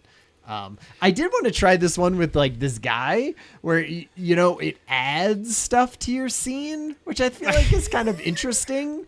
Like, I feel like that is something I would have absolutely done back in the day. And yeah. Imagine him doing that without any of the fire. It would be silly. But like it's masking it away behind him, and it's sort of bringing parts of it in front of him. Anyway, I did not find anything that was very close to any of this stuff. So we can move that on. The other thing for Adobe that I just got access to, which is another beta that I had signed up for, is their Adobe like AI copywriting. Which what this is you sign up to be part of this group. And what you can do is you drag images that you've created into a web browser, and it looks at those images, and basically what it does is it adds metadata to your images, and it says, don't allow these images to be trained to be allowed to be used to train AI models. I don't know if AI models even pay attention to any of that, but like that's what they say. And you add basically your like social media accounts to it. So when people find your image and they look at the properties or whatever, it says, here's Ryan Higley's Instagram account or whatever. Here's Ryan Higley's LinkedIn that's account. a cool thing to try to do, you Right. know, like try to give credit because that's what they've been trying to do, you know? Exactly. So I feel like like right now it's sort of, you can drag 50 pieces into a thing. You check a little box that says, yes, I made all of these. They're not AI generated and they're not somebody else's. I made them. And you check it off. And then when you share that, and it's supposed to be, here's what it's supposed to do. Right now, if you were to put metadata, I could metadata up the shit out of my images, right? Yeah. And as soon as any other person goes, yeah, save as PNG, none of that shit, it just wipes it all away, right? And what this is supposed to do is supposed to like keep it stamped on there, no matter how many times you That you're save it as, connected or, to that. yeah, Some iteration. like so if they do some iteration and they save it, it's supposed to still have your the interesting added. interesting part of that is that you know, like, what's the thing where you can tweak somebody's image anyway and it becomes your own. Right. So now you're in this whole other world of Well, and you know what would be neat is if it just had some sort of, I don't know, history blockchain or something like that, right? That says Ryan made the very beginning one of this, and then Adam tweaked that, right? And then Sarah came in and tweaked Adam's, you know, and like Ryan's was at the top of the chain. And if this goes viral, Ryan gets a majority of it and Adam gets some lesser percentage of it or something, right? Because he was part of this chain and the last person gets the least amount or something, or there's the part that went viral, so they get more. It would be like some percentage of it. So everybody in the chain of it would get some kind of, I don't know, credit, whatever that looks like, for monetizing art. But I think that could be interesting. I just don't know. I always just feel like everybody gets around that stuff so quickly that it ends up being moot. But who knows? I mean, at this point, it's going to be interesting how they even survive, to be honest. And what I'm meaning is Adobe and all these things, because it just seems there's some challenges lately that there's so many other creative design software that are they king right now? I'd love to see their market share and how things have changed since a lot of the AI stuff. You should try to log in and see. It's not on the stream right now. Log in and see if you can get that link, because I want to see if we could use this. So Ryan's going to log in. We're going to see if we can get this Firefly link, because it was fun last time when we did some of those video ones. How quick was it? How was it? It should have not known your password. If it knew your password, that would have been hilarious. You were just like, you just hit enter on that, like enter. I was like, Adam has it. Adam's computer knows my password, I bet. If I had that, that would be bad. You're in a private window here. I respect your privacy, and I did not save your password. There's many times I could do that. I don't want to see what's in Ryan's account, so I'll tell you that much. It's probably true, because I know it's bad. Yeah, I know what kind of anime you watch. The kind with the tentacles. Yeah, tentacles and you're gonna push the two-factor. Oh, I could save it. You're fine. I trust Adam. I am not saving it. Wait, save recovery. That's the right recovery, right? I'm not saving this. Sure. For whatever reason, it's saying that we want to save. Okay, is it in your Gmail? Is the question. Yeah. All right, we're gonna see if we can get some Firefly running for you tonight. That would be nice. Oh, you have a very well managed email, by the way. Yeah. Right, I just don't get that much email. God, how do you not get email? I have 37 Gmail accounts, and this is no bullshit. My kids were like, "There's no way," and then I went in 37. But it's because I opened a lot of Gmail accounts when I worked with some clients in the past. Oh, I still keep them going. I probably have a dozen. Copy the link if it's there. It says start generating for your plan writing effect. It says go here. Right click and copy that. What? Yeah. Because you're in a private window. Oh, so I should get out of this? So just minimize that one right there. Yeah. There we go. Because then you're logged into your account there. And I'm hoping That's going to get us there. That's not enter. I'm used to that being enter. All right. Oh, what? Yeah, it's just you got to affect it. Writing what? That doesn't make any sense. All right, you closed. It's right here, private window. We're almost there. We almost were there. ready. Ryan walking at the end says, use Google Chrome browser to your device and sign into. Okay, that's the one right there. This is not the Chrome browser. Maybe that's why. Maybe it needs to be in the Chrome browser. Oh, this is it, right? No, because it says generate at the top. Yeah, but this is images. Oh. Ryan doesn't have the Adobe video generator is what I'm taking here. Scroll down to generate video beta. Am I missing the generate video beta? You're not into Google Chrome. I've been kind of anti-Google lately in terms of that. You're in Firefox. Do we need to go in Google Chrome? Is that what it said? It said Google Chrome. It says using a Google Chrome browser. It must be something Google Chrome. Do I have Google Chrome? That's the question. There it is. I have Google Chrome. So when we did I did see that you did some work on the prompt the last time we were working on this, and Ryan had made some orbs, which are pretty awesome. You're gonna have to sign in again, dude, because we're in Google Chrome again. But he had made some orbs that were way better than what we were trying to do. And what were we using? We were using the new the Dolly version, Sora, and that was through ChatGPT. It means absolutely. Where things were inconsistent, you have to use a special browser to log in. Man, the amount of two-factor authentication and bullshit you're seeing behind the scenes here is epic. And the fact that we're able to get here, sometimes I don't even understand how people can deal with the world today as we go through it. Tell me there's a freaking video in this. Generate beta. Are we there? We're there. Oh, we did it. Did it live. We did it, y'all. And we didn't dox Ryan. And we managed to not dox Ryan. Okay, so if you played with Adobe Firefly, the image generation, this looks very similar, right? Sort of off to the left-hand side, you're like, here are settings that you want to use. I like the idea, let's do a portrait one. Oh yeah, let's do that for tonight. And then like, see, it's sort of like the different shot styles that you want. Do you want it like how much do you want it to zoom in? Are we zooming out? You know, it's just little things. This is exactly like it was before. Like, did they just nail the prompt? Is what they did? I feel like that's what they did. Is that you click on zoom in, and then behind that picture there is some like epic prompt like, we will sue you and charge you $1 bazillion if you do not zoom in on the image and do all this other bullshit. It's like a thousand Adobe monkeys have been typing away at prompts to get the exact one that gets a every zoom time in every single time. Because how do you consistently do that? Like if it's that freaking easy that you can click a button and zoom in. Because and that's what I was saying. That's definitely what it's doing, right? It's just whatever I'm writing here, it's saying amend his prompt with and make it zoom in, blah blah blah, whatever the perfect zoom in prompt. I want to see the thinking deep seek moment behind that one that says exactly. He likes to zoom in. Oh, he wants to zoom it in. Make sure that we like do all this. Okay.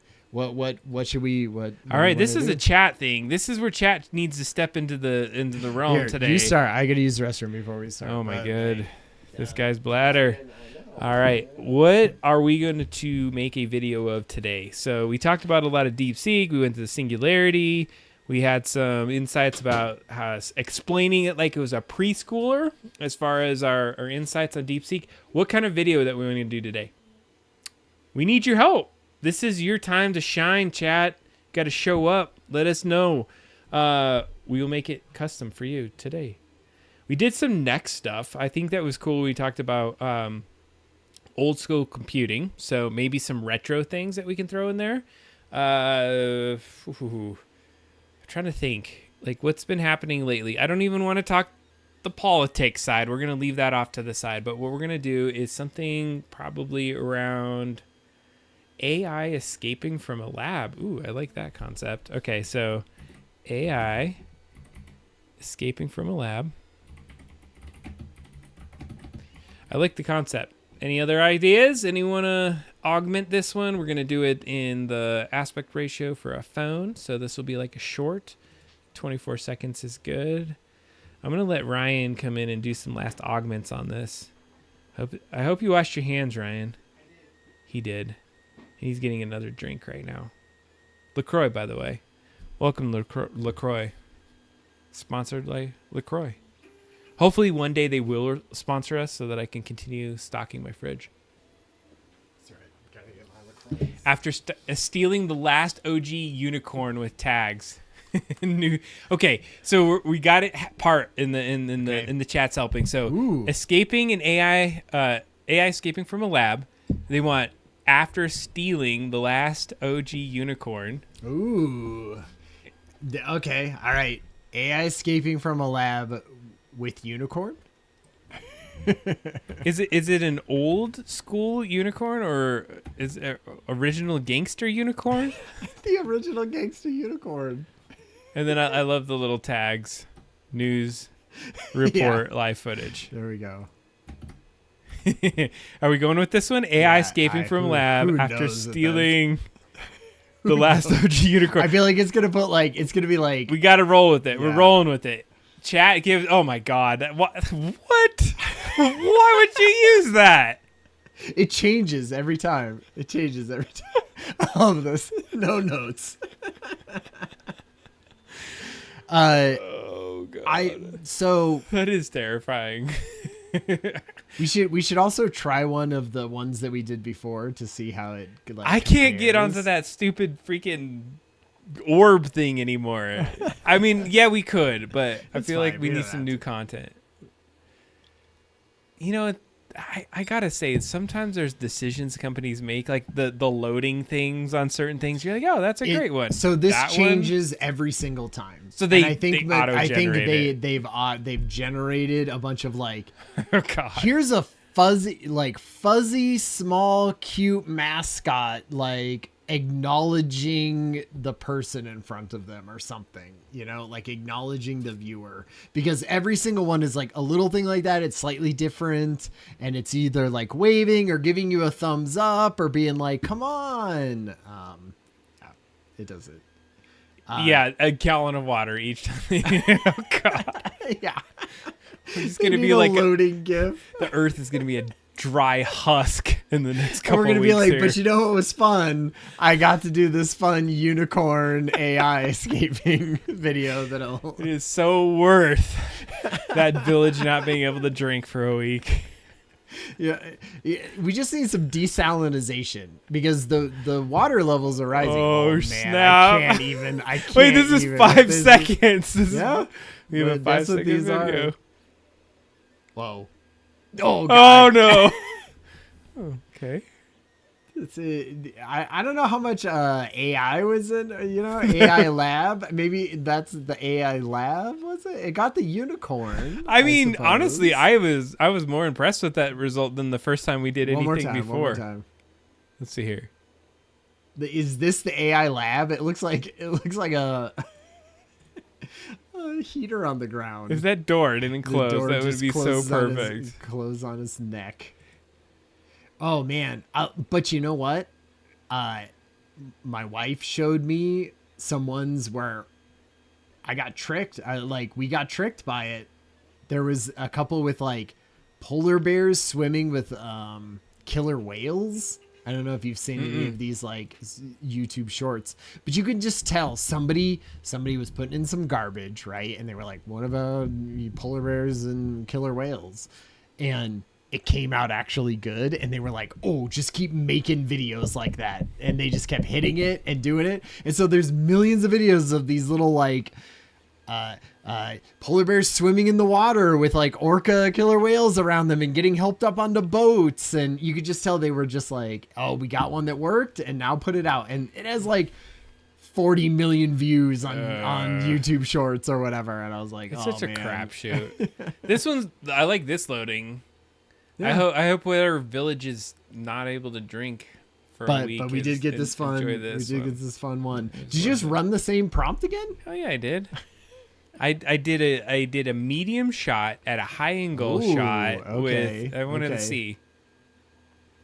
Does it matter that AI isn't capitalized? Oh, the I isn't capitalized. Good eyes. Good eyes. You know, I feel like usually they get it. I know that. Is that the parlay? Like, what is the official? I usually do it as capital A, lowercase I. Really? But maybe not. I don't know. That's almost. I bet you've been trained by Adobe Illustrator, because isn't that how Adobe Illustrator does it? Oh my god! Oh, I have to tell you a story while this is going. Okay. My wife works for the like art center in a little town near us, and so we get access to a bunch of things, and I'm learning the laser cutter. They have a giant laser cutter, and I was like, that'll be fun. I'll take some classes on laser cutter. And what do you have to use when you get a laser cutter? You use vector art, right? Yeah. And they have Adobe products there, and so they teach about that. And so one of the classes is learn Adobe Illustrator for this thing. I can't wait to watch this video, but I'm gonna finish my story. You do that. And so the lady is teaching about Adobe Illustrator, and I'm like, oh my man, like that is, I've used that for 20 years, like it is in my DNA. And she keeps calling it AI. And I'm like, she's like, then you would open AI. And I'm like, you can't, people think of AI as being a different thing now. You can't just say you're going to go and open AI. People are going to be confused about that. Like, you just have to call it Illustrator. It's Illustrator. Like, anyway. That's great. Well, it's funny how people kind of like, I wonder if she really thinks that's AI. Does she? Maybe. Who knows? All right. I think she just knows that because the little, the icon that you click on says AI. I apparently right? knew it because I played it enough. When you launch an Adobe product, it's going to be the acronym. All right, are we rolling the dice here? Okay. Here we go. God, I'm really hoping good ones on this one. What is it doing? What is oh God! What just happened? Wow, I didn't. Wait. I was focused on the guy above him and not seeing it break into two pieces. What is happening? What is the guy up at the top doing? What is he doing? What is that? His arm? Oh my God, I'm gonna zoom this in. I gotta zoom this in. I don't know if this is his arm. What is that? Gosh. Man. It's escaping. Is that it escaping? I don't know. It's talking about one thing. He is all right. But again, it's one of those things where like we were laughing at Dolly too, right? All right, here. You know what we're gonna do is we're gonna make a change. Maybe we just need like simpler. We're gonna do AI escaping from a lab. Okay. What angle I want you to help pick? Oh, long shot. It could be funny. Yeah. What handheld? Where's handheld? Oh, I like that. All right, we're gonna do one handheld long shot. It's like somebody is recording AI escaping. You can't do any like other length, right? You could change it. I mean, you could change. No, I like this because if we get it, we're gonna put it on shorts. Yeah. Wait, what's this? Your video history is only available for the duration of the browser session. Yeah.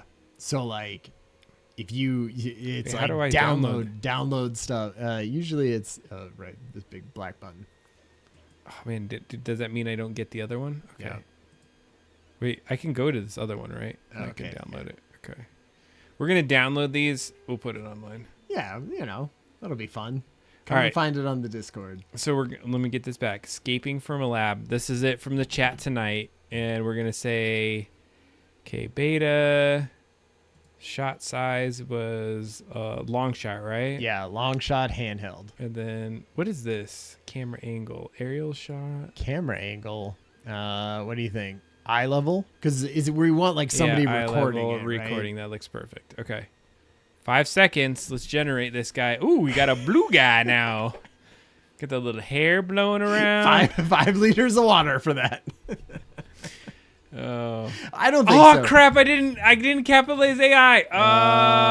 No. It's like Adobe Illustrator being running out of the lab, escaping from a lab. Just for the record, I did fix it, and then I went away and tried to download our videos. All right, we're gonna hope that AI has been so pervasive that there's only one AI out there anymore. It knows AI. It does. We could have literally written it out. Oh, like artificial intelligence escaping from a lab? I guess that's true. Yeah. It could be fun. These do take a while. It's not. It's Well, definitely not like instantaneous. That's good. Can it be a PSD icon? Like I had wondered, like how much when you get a piece, can I then be like instantly import this into Premiere, right? Or instantly start adding captions to this or whatever. It doesn't do any of that right now.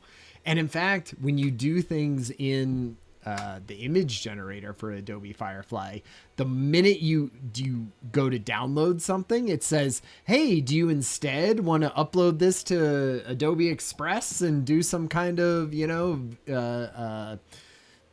fun wording over to the top of it? And not a single time do I want to do that, but that's an interesting thing. Like take this generated piece of content and now use Adobe to mix it up. Okay, here we go. It's gonna be escaping. Oh my god, I feel like this is gonna be bad. Oh, it's just gonna be stupid. He's was that him escaping? They're like, hey, Al's getting out of the lab. Al's getting out of the lab. Whee, it's like a jog. It's like he's doing. It actually. Okay, let's just take it into context. You're an AI model, and you're like, well, AI doesn't have legs. It doesn't have a body. Yeah. So he's downloaded it. Now he's running out of the lab. Yeah, lab. It took very much lab as like medical lab or something, right? That computer looks pretty on point right here. Let's see here. What is it doing in the lab? He's like, do. I got AI. I got it. We're out of here. I'm out, boys. Like Nedry. He's got it in a shaving cream Thanks can. for bringing that to the table tonight. Yeah. So hey, fun to play with. I would probably keep playing it. I do use the Adobe image generation quite a bit, so I love it. Might just be next. Well, Ryan's an Adobe guy. Oh, I've just doxed him. I just doxed Ryan. Ah, what the heck? I'm just kidding. I didn't. I guess they could have looked at that crazy URL up at the top to find that your exact email, and we'd be screwed. I'm sorry about that. That's how it is. It's all right. I trust our audience. I have been working on our game, Ryan. Yeah. And I am so excited because I gotta say that there was a moment. I think it was October. Yeah. Since I had worked on the game. And I think what had happened is we did the 24-hour stream. We got through that.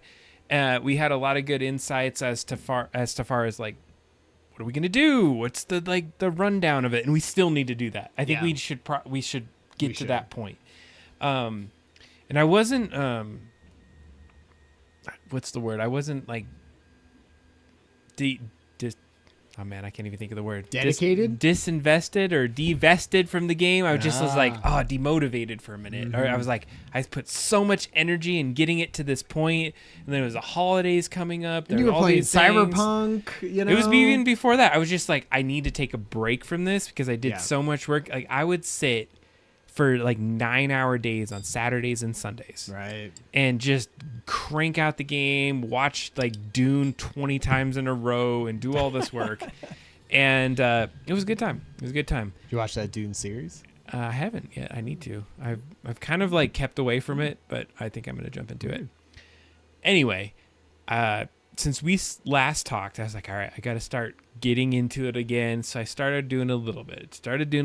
And then I finally got a run on it. That's what I heard, Michael. It's mid to bad. So here's the thing. I'm going to take a quick... We don't have to. No, I do, because I love... doesn't have to... I detour this, I want to just say one thing about Dune, because I just watched it again, is that either you like the run of it and you like the slow roll. So is it a slow roll or not? Yeah. I don't know, because if it is, it is not. Back to the game. Yeah. I'm going to show you the intro, Ryan, and I integrated your scene into the game tonight. Oh, really? So there's a little bit of a reveal. And I need your hot take. Did you play the boss battle? I did. Okay, good. I need your hot takes on it because I want to. Because number one, I'm gonna put it this way: is that I beat it actually multiple times. Okay, that's good. it's a step forward because I didn't even know it was possible, and I was like had high anxiety that I could even get a boss battle in the game. Nice. So I want to just get your initial feedback, and then I want to give you some feedback on where it's at. Okay. Are you all ready for some game? Yeah. Right here? All right. Especially with actual updates, actual fun new things to do. Everyone could have already seen all of this though, right? On the Discord, I posted everything on the Discord, the new scene. Adam posted, it's on itch right this second. Right this second, you could have played this already if you wanted to, and if you were following along close. You could have already known everything that's gonna happen. I don't know if you're watching the stream like as a recording. Sure. We're probably at some other future version of this, but if you were to click that link right now, you could play this right now on your damn phone. So it's awesome. So one of the first things is, and I think someone in our chat watched me in real time as I built this little A button going back and forth right here, because I was really excited about integrating some parts in here. And there's a part that you haven't even seen that I turned on before you got here today. Nice. So one of the first things that I was trying to do, it used to say double drop down presents. Okay. And then here's the funny thing is I integrated the music. I was like, I got to get the music in, because Robot Meadows, he's our music composer from Canada. I love the guy because he actually looked at it. He's like, oh, I could adjust the music a little bit and it'll hit at this right time. I was like, I love that. That good attention to detail. So I went and put the music in the game, and then I hit play on it, and it didn't play. I was like, what the fish? So I started looking into it, and one of the things is you have to interact with it for the music to start. And typically, like if we ran this on the Game Boy itself, it would have played, because you're playing it right there and it's active on the Game Boy itself. But we play it in this emulated version so many times, I was like, I want it to play the second we hit the button in this version, so I know it's playing. So I put this little cool A button in there. I don't know, what do you think, Ryan? Totally. It's like it's cool. It like stays on our screen. We can augment this screen a little bit, make it a little bit cooler. So this may not be the absolute starting screen. I actually love it as a starting screen for a couple reasons. But think of the story it tells, and this is what's great about this part of it, because I can hit A before I do it. So if I reload this game, we can always look at it. Right. But think of the story this tells, and then I want to get your first reaction on this first. Okay? So we're going to watch the intro. And it was in the chat. Sorry about that. Anticlimactic. Very anticlimactic. Okay, here we go.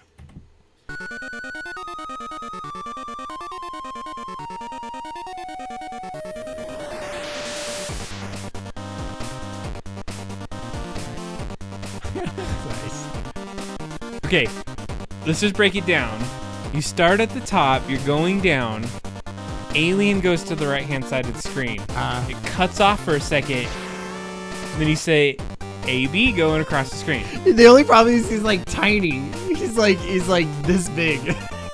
Fair enough. and I'm not gonna say that's good or bad. You're right. I like the cleanliness of just the bar to start. So I took the rat out. Yeah, he was sprinting. Two things that are hard about this, and so there's a way that I turn it on and off. This is I do like this bop though. It is. This is the Skull Bob's theme right now. Exactly. This you got it right here.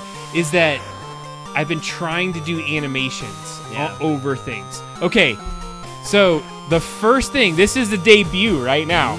Okay, awesome. I'm gonna just let you know before you see it. There are a couple things that we need to fix with it, and you're gonna see some issues. But imagine you just got in the game, see how it start. The lights turn on, you're like, oh shit, something's gonna go on in the game. And I like that we could take AB out. I agree. Most of the time I have him out. Tell me what you think of this. Are you ready for it? Ready. I want to wait till this next part. Nice. Look at the clouds. Yeah.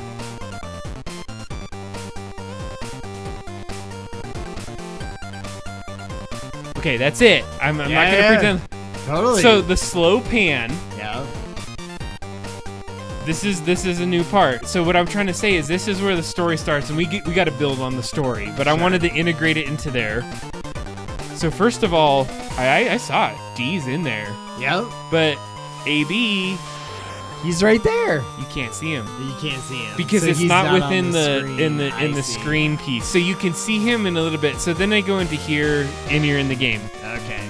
Now, one of the things that I do, if you hit up at this, I change every single song to just Robot Meadows. So nothing in this thing is anything but Robot Meadows. So we used to have like 3 or 4 songs that were in here. If you hit up, it would be one song. Hit up again, it hits another song. And then the third song, it turns it off. Nice. So you can turn off the song through the jukebox. Sure. Okay. I can see that. But I'm going to go back and I'm going to go to options and, I'm going to options it and I'm going to exit. And we're going to watch it one more time. Okay.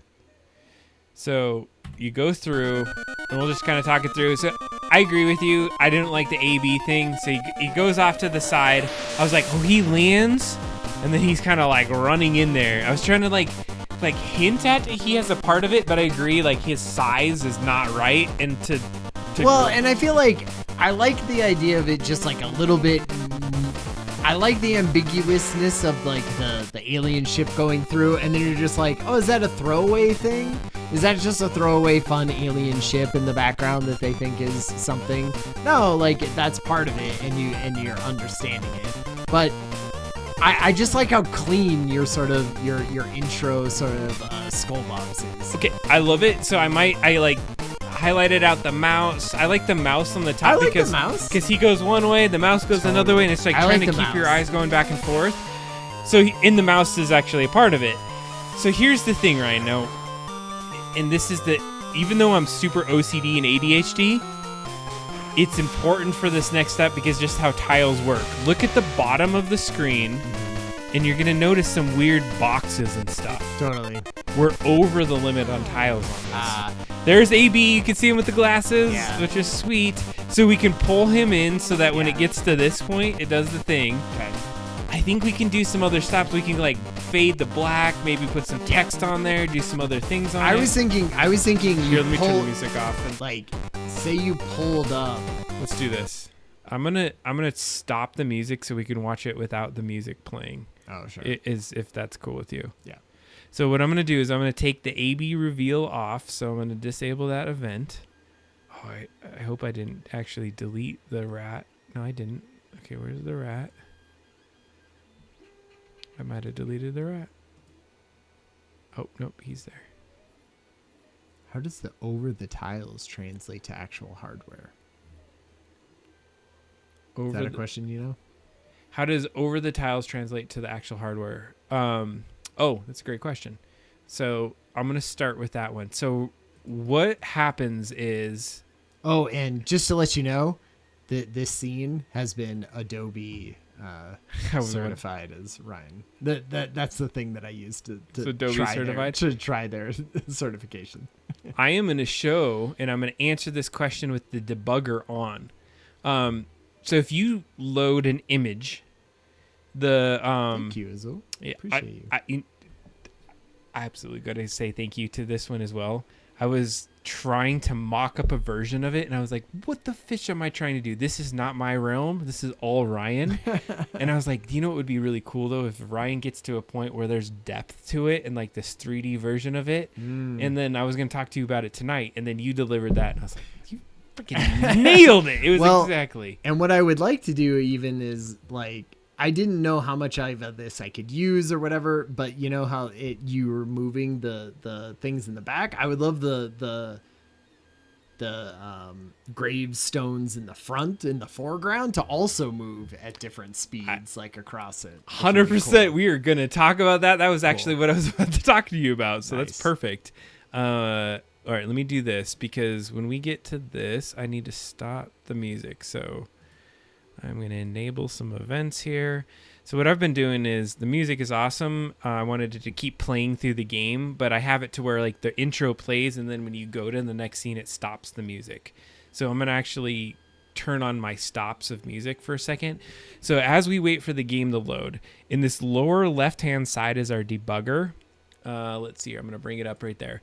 So what you see here is the amount of tiles that we can use in any given map. Like at every screen, that is the max amount of tiles that you can possibly use. Okay. There's an exception for it, where if you have a singular image, and we call it the logo screen, you can kind of use infinite tiles, and it will just load it almost like it's an image on the screen. Okay. And you can use all 3 colors. But if you're going to have a longer pan or some sort of interaction on it, you're absolutely limited on the amount of tiles. So as we start to play through this demo, make sure you're looking at this left-hand side and see how many pixels and tiles are doing. So, and this very screen right here, if you look to the left, this is the amount of tiles. See how much blank tiles there are in there? Yeah.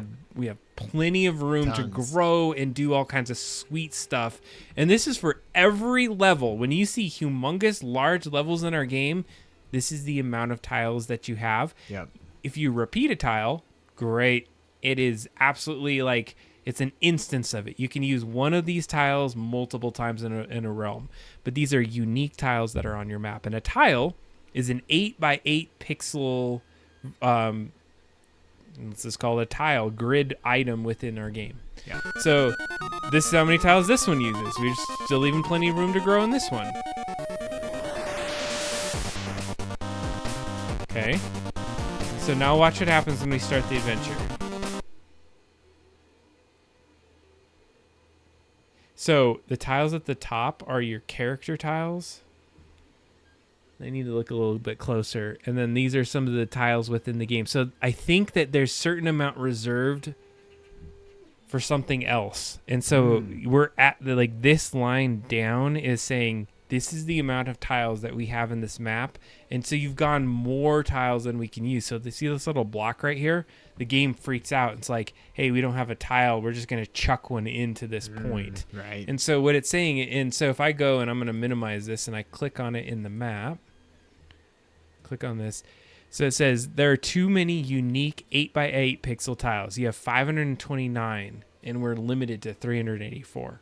And this was one of those things where I built this with like no consideration of that at all. You did great. I was like, okay, I'm just going to build it and I'm going to try to like do a thing.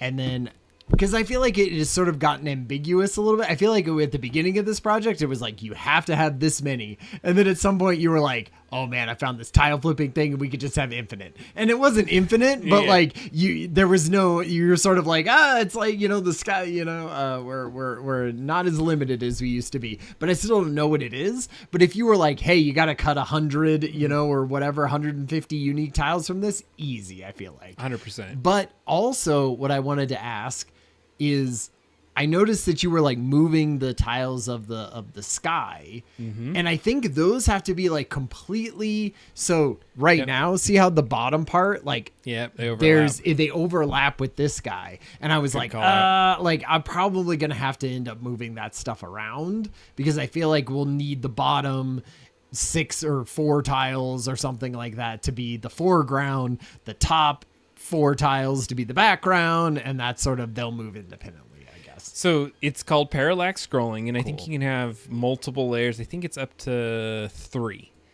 And so what it does is, and it was crazy. I didn't actually, like, when I saw your top, what I had to do is go into your ASprite file and move your mountains down. And so you'll notice right here, like, see how... That's right, it is moved down, yeah. So, like, it's this cloud has to be above the line. Right. And it knew is that they were like, here's the line. Yeah. And it was crazy. It just auto-loaded this. So what I'm basically saying is when the scroll happens, that top layer moves half speed. The other one moves at actual speed. Does it need to be bigger than the other one, though? Like, does the top tile, it can keep it in the same... space? This is basically where it ends. And I'd have to really I'd have to like sit and meditate to think how this works, because I agree with you. It's like, why is it that way? So if you put it over on here, like this is the end where you want the scene to be, then the speed is going to kind of catch up. We'll watch it again. Maybe that'll help you kind of conceive what this looks like. It knows that where it's going to end. So if we get to this end scene, they're like, you got to end here. Yeah. So if you're going to do that, how fast does this one have to be moving to end at this point? And how fast did this move and this move? Yeah. And I think it would be sweet if you could get these graves. That was what I was going to ask well, you. because right now you couldn't see how this like dark green area, it would have to be all solid green behind it, right? Because if it's moving, it can't like have little sections that pop out as part of it. All right, here we go. So here's the thing. I can skip it right away and we can go to it. There we go.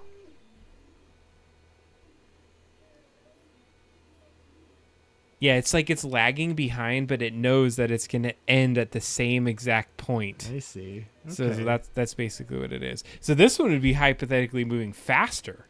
Right. Yeah. Your exactly. bottom one. It would be moving faster. And so say you got it to this point, right? Okay. It comes across, boom, Mm-hmm. fade to black. No, maybe no Roby, Mm-hmm. right? Fade to black, wording on the screen. Sure. Fade back up, Roby walks in. Fade back, black, more text. Fade back to this, Roby does like he drinks something or something, or throws a flower on the casket or something, right? Does something. Fade back, black characters on the screen. Fade away, start the game or something. Say. Yeah. Is each one of those is having a completely black background with the wording on it? Does that count against my scene that I'm using right here? Not if we're doing every one of those? them is a different scene. So basically each one of those is a different scene. You can do that in different ways. Because I was gonna say is if you cut to black, we could just do that as a whole different scene altogether, and it wouldn't even have to work. Okay. Like one of the ways that I thought, if I went to the funeral, so I'm gonna open the Sprite file real quick. Yeah. And the way that I imagined that you could do this is that you scroll to the side. Oh, Like my thing is messed up. Wait, what? Oh, because you moved the thing down. You lost my little. There was like a steeple with the cross at the top up there. It's because I had them move it. Yeah, so that's what I wanted to say is that I fucked up your. I used it twice. I used it today. Yeah, it's rated M. Or this stream is now rated M for we've mature. gone to there. Hey, this is the first time I've used it That's first. true. Come on now. Come on, no, not the first time. That can't be. Well, anyways, I did have to adjust it because I saw that cloud and I was like, oh man, I want to work on parallax as much as I can. I was imagining that, and it's going to be hard to do, is that what if you cut the black after the scroll, there's nobody there, and then you have like a close-up version of it. That's what I was wondering. So how do close-ups work? So then we just say in a close-up, we're just going to constrain it to 160 by 144 window. We've got to the frame. The first one is epic pan, right? Now we get to a screen, and I just have to give you the dimensions. Yeah, I'm going to say it's 160 wide and 144 tall. If you gave me that exact pixel, like that as a almost square, give me that.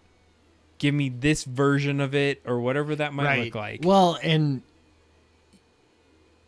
you could, in theory, just double everything, right? Or do things because what I don't want to do is every time we do a close-up of something, do I have to redraw the entire scene so that now it's a close-up, right? I mean, the close-up would literally just be this, right? Wherever the cut point is of 100 and.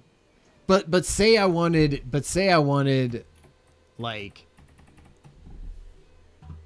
the close-up to look like.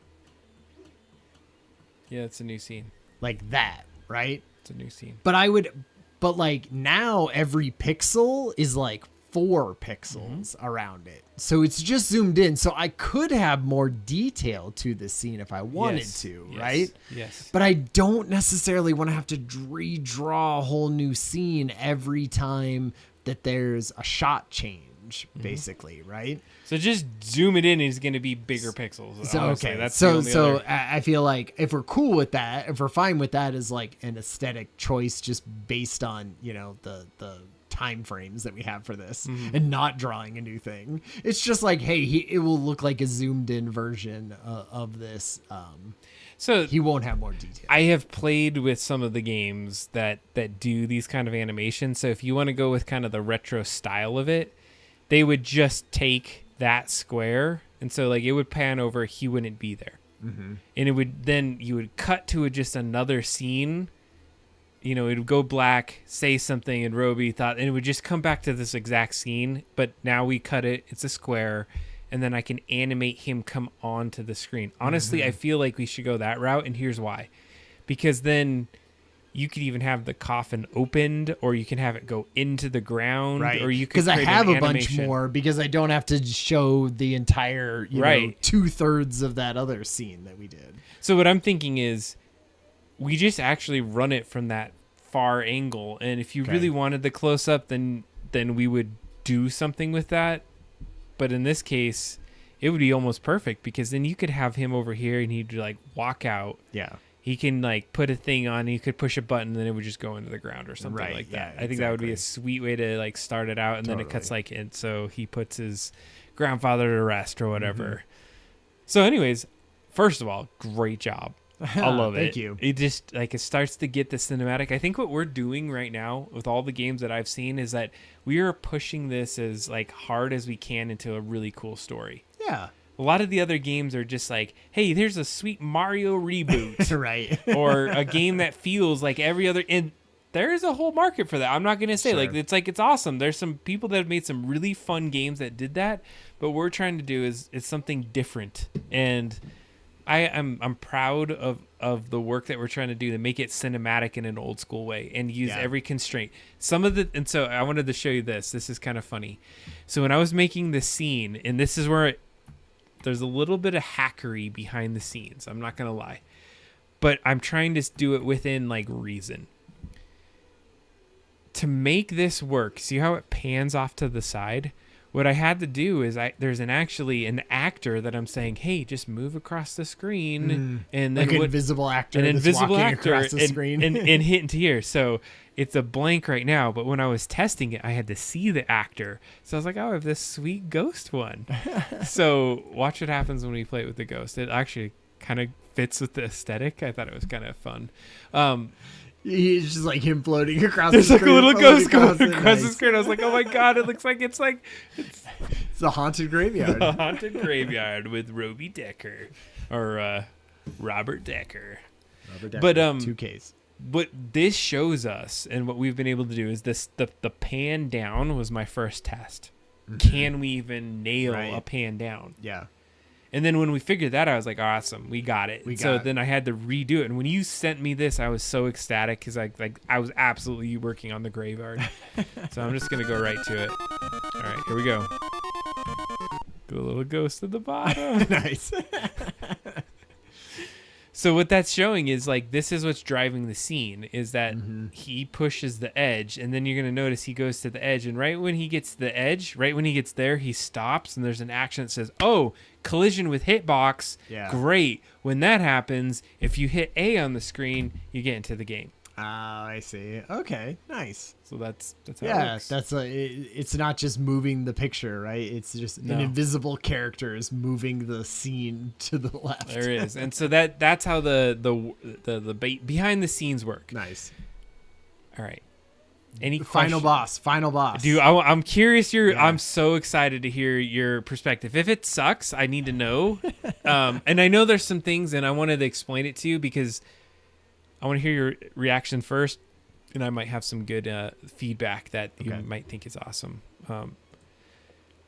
If you've not seen the final boss, this is actually kind of fun. Yeah, we'll get to show. Are you gonna play it? Yeah. All right, I'm gonna have Ryan play it. It was funny. I had my sons play on it. keyboard though, that's gonna be tough. But It is. All you need is Z and X. It's true. When we do the thing.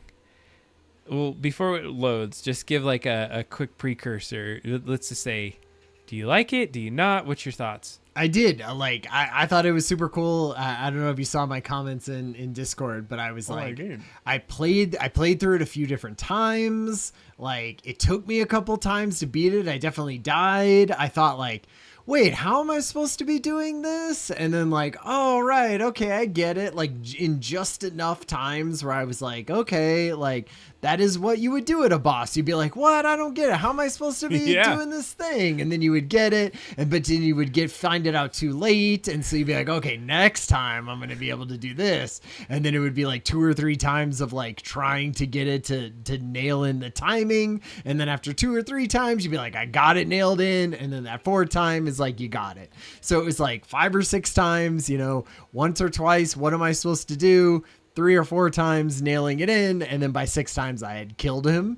And I was like, that's like the perfect amount of time that it should be to not be like annoying and do things. Now I did find that there were certain things where I was like, I felt like he was trapping me in the corner and I had nothing that I could do. I was like, this is instant death, I love it. Like, and You're right. I was like, man, that's frustrating for me because there's no skill level that can get me out of this situation. It's just like luck, And I thank you for saying that because I want to have a good discussion around this because this is a pivotal moment for our game. Because if we couldn't nail this boss, I think we would have been in a screwed point. So why don't you demo what the boss is? Because I don't think we've shown it on here. All you have to, it's all on the screen, so you should just be able to do it Z and X. There's no mouse or anything. Okay. You just use this, remember? Oh no, just this and Z and X on this side. Okay. Yeah. It's under the load development. There we go. Okay.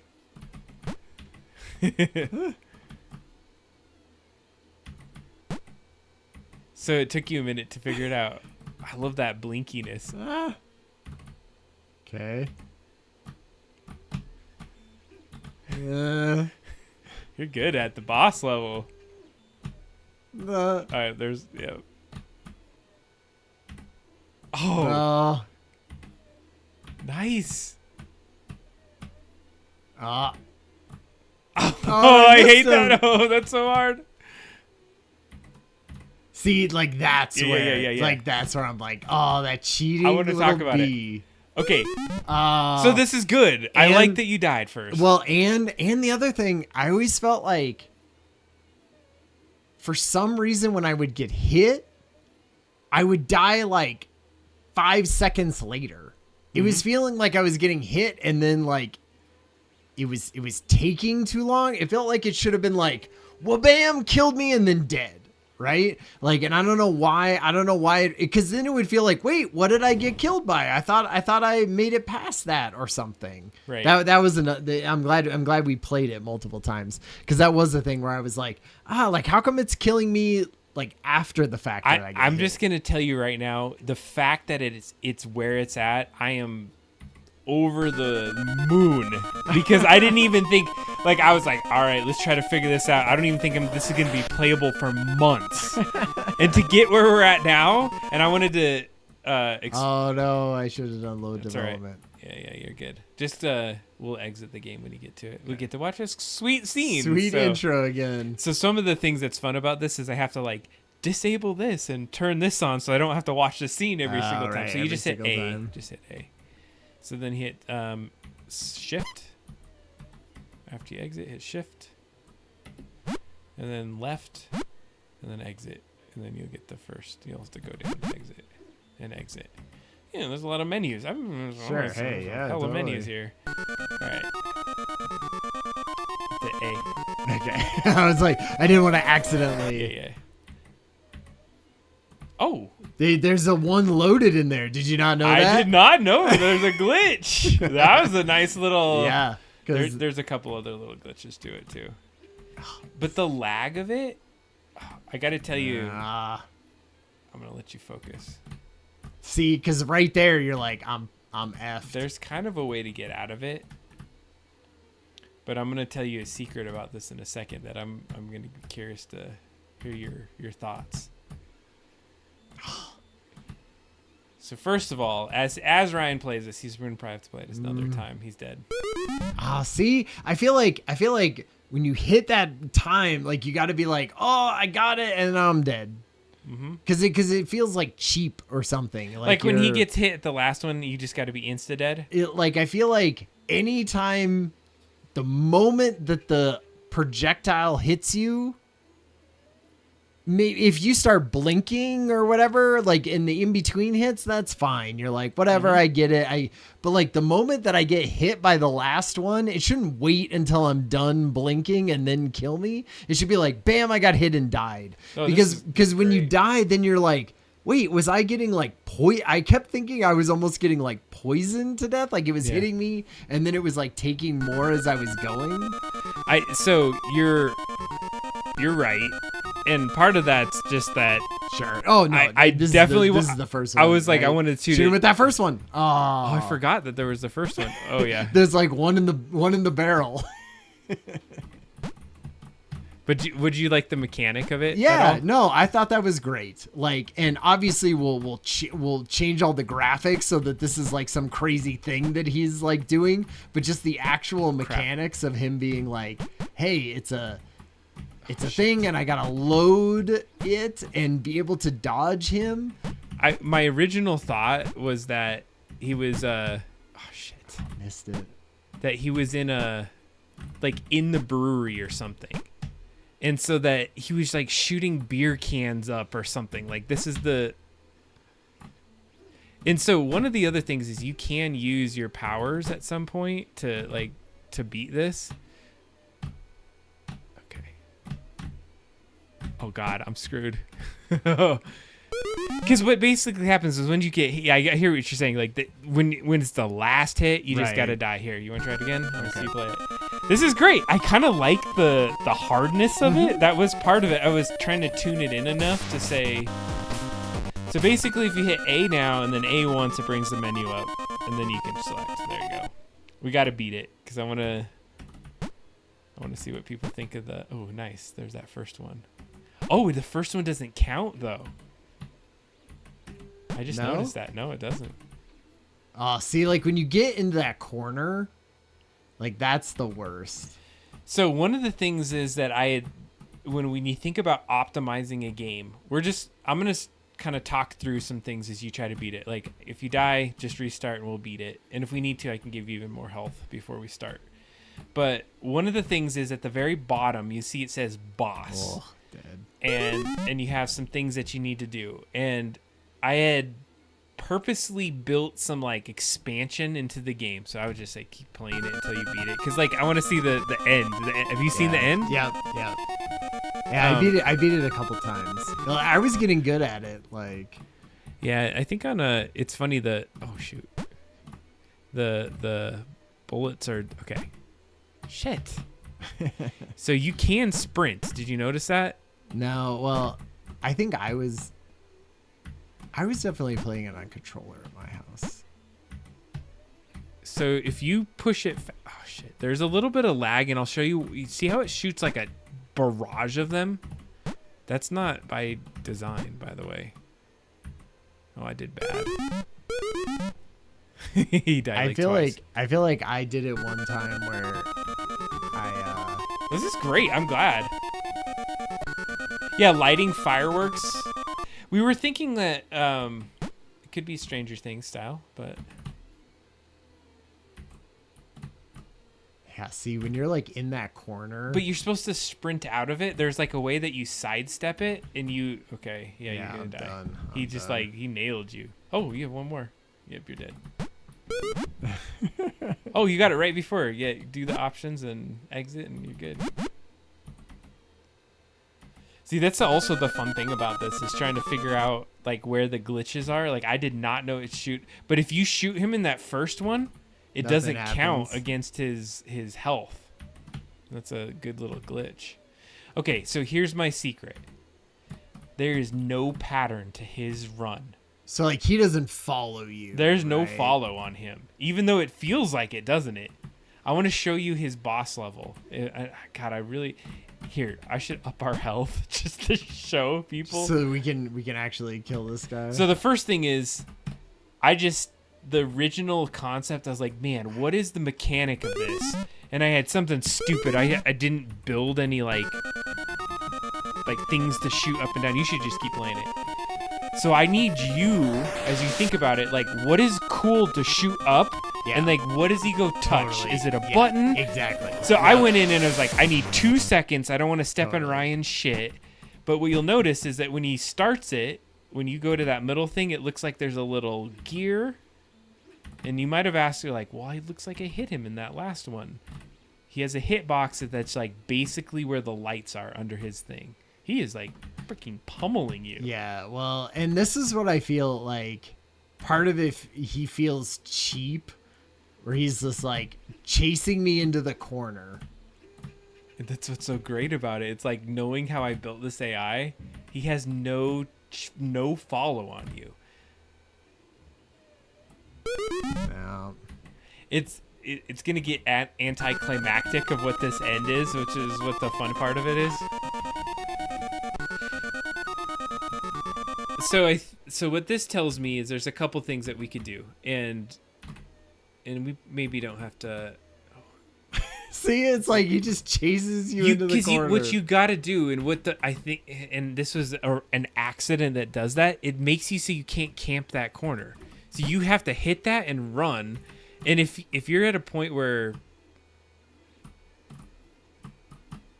I'm gonna let you try, I'm gonna let you concentrate. Yeah. Nasty. Oh, come on! You only have a couple. You each have 2 hits. Run out of the corner! Oh no! Oh, okay. Just wait for him to come over there. There you go. Oh, you could kill him. You still win the game. Yes. Yippee-ki-yay, alien trucker! Nice. All right, here's the deal. Okay, I'm glad we beat it. So you can get. So there is an issue. If you can kill him, yeah, he's about to say something right there. We almost got our 3rd strike. I need you to help me think about what a sweet end would look like to that. Yeah. So here, I'm glad we beat it. It is hard. I wanted it to be purposefully hard. Totally. So I thought when we get into the game, you could just have it restart at the boss level, so you don't frustrate somebody and you beat all the game and then everything's done. And then you keep having to run through a whole section or something. So I think that maybe that's a piece of it. Now here's what I think could be cool, is that what if when he first starts, he's only shooting 1 bullet. And then you get him twice, and then he flies up to another level, and then you have to jump up to another thing, and then there's an overhang you can hide out behind, right? And then you pick out and you kind of do the same thing. Yeah, we could totally do that. I was wondering about that same thing too. I was like, I don't want to make this more complicated for Adam, right? But a lot of times in boss battles, you'll get 1 hit, and then a thing will happen, right? Yep. And then you get 2 hits. Yep. And a thing happens, and then you finally get the 3rd hit, right? And I was kind of like, it would be neat if... Absolutely can happen. Yeah, okay, cool. And one of the things that I had done was I just need to know that I can load a boss that big. Does he feel big enough? I think having something big and imposing like that to me was really interesting. So let's break down the boss battle. That was what I was hoping to do a little bit today, and then look at your scene to kind of finalize the show, because I wanted to talk about what we can do in both areas. We don't have to focus on this, but first of all, of course, the alien, all that, I need your art to go in there, Sure. But the size is critical. It has to be exactly this size. So I kind of that rectangle, basically. This square. So let me go to the sprite itself, and I'll show you where the sprites come in. So I call this one UFO. So it does look like the original UFO in the initial kind of scene. The first one in the scene, it's not imposing. Yeah. Whereas now you're he is a bad guy. So now you know it's bad. Right. So it was 1, 6. Well, the first one is supposed to be AB, right? Yeah, and this is AB potentially. This is AB? It could be. I don't know. We need to figure this out, because he looks pissed. Sure. And he has tentacle hands. Right. And so at least the alien part of it, I was I nailed that, and then I tried to make an alien ship, and it looks like shit, but it gives a vibe that he's in an alien ship. So when I do the hitbox, that's where the hitbox is. So notice on the edges there, sometimes the bullet will go through an edge. Originally I made it to where you had to shoot it almost the Independence style up in this thing, and it was really hard. Too hard. Yeah. But there was a tweak, and this is where I'll show you in just a second. So basically, if you make the boss within this realm, we're in the good. I think you actually have to leave this top row empty because we need the amount of pixels. This requires 18 unique tiles to make this work. Okay. I did not know how to make this battle. I'm going to be honest. I went online. I was like, how do you make boss battles? Is there a tutorial? And I was like, fine, I'm cracking the fingers and I'm trying something new. So I knew that you could throw actors in there, and I knew that you could have them shoot projectiles. Right. I knew that much. So I was like, I'm going to try it out. So the boss's code, and I was going to look and see if there's a way to make this happen. It basically, he has a little script that says, just to break it down so you can kind of understand this, and then that way we can dissect it, and maybe there's some ways we can do it. So at the very end, it says, okay, there's a boss, and he has a certain amount of health. We're gonna do that. If the boss's health is 0 or less, just in case something happens where you can go beyond, below 0, then it's done. You're gonna cut to the boss scene, the end scene, and now we have the finale, and he can either explode or his ship flies off, or we do it cinematic, whatever. That doesn't matter. Okay. But we got it tuned up to where that happens when he dies. So when he's not dying, what does he do? Yeah. So I set up this variable, and it essentially just shoots a random number 1 through 4 into the variable. Okay. And we can extend this. We can do all this other stuff. And it's saying that every action after it runs this code, it sets it back to another random variable. So imagine 4 random things that can happen. And what they basically are is move this many tiles and this many tiles and to one direction depending on where you're at and in the mode, and then shoot your missiles. And then here's all the code that says shoot these missiles. Okay. So basically every single time it's like saying move to a random position from where you're at, shoot missiles. And then find another random position and shoot missiles. And so I just said go 12 to the right, go 12 to the left, go 6 to the right, go 6 to the left, and then the X and Y goes up and down. So that's all he's doing. So it's not random. It's sort of like you could figure it out if there was we could, like, as a player. No. It is random. It's saying out of all of those 4 options, do one of them every single time. So when sometimes you see the thing shoot twice. It does the same one, like rapid fire twice in a row. The random die roll said, do this one and then do it again. Yeah. And instantly. So a bunch of missiles shoot out. So what's interesting is you'll notice that in one of the modes, I took the missiles off. So on one of the movements, he pauses for a second. So I can take the missiles off. I can put them on. There's all these other, and then this is where the discussion comes in. We could script his movements. We don't have to do it random. This is a complete random thing, and it feels like he chases you, and so there's some coolness to the randomness of it. Yeah. Or we could say, go up to here, shoot, do this and do that. But you can do a hybrid of it too.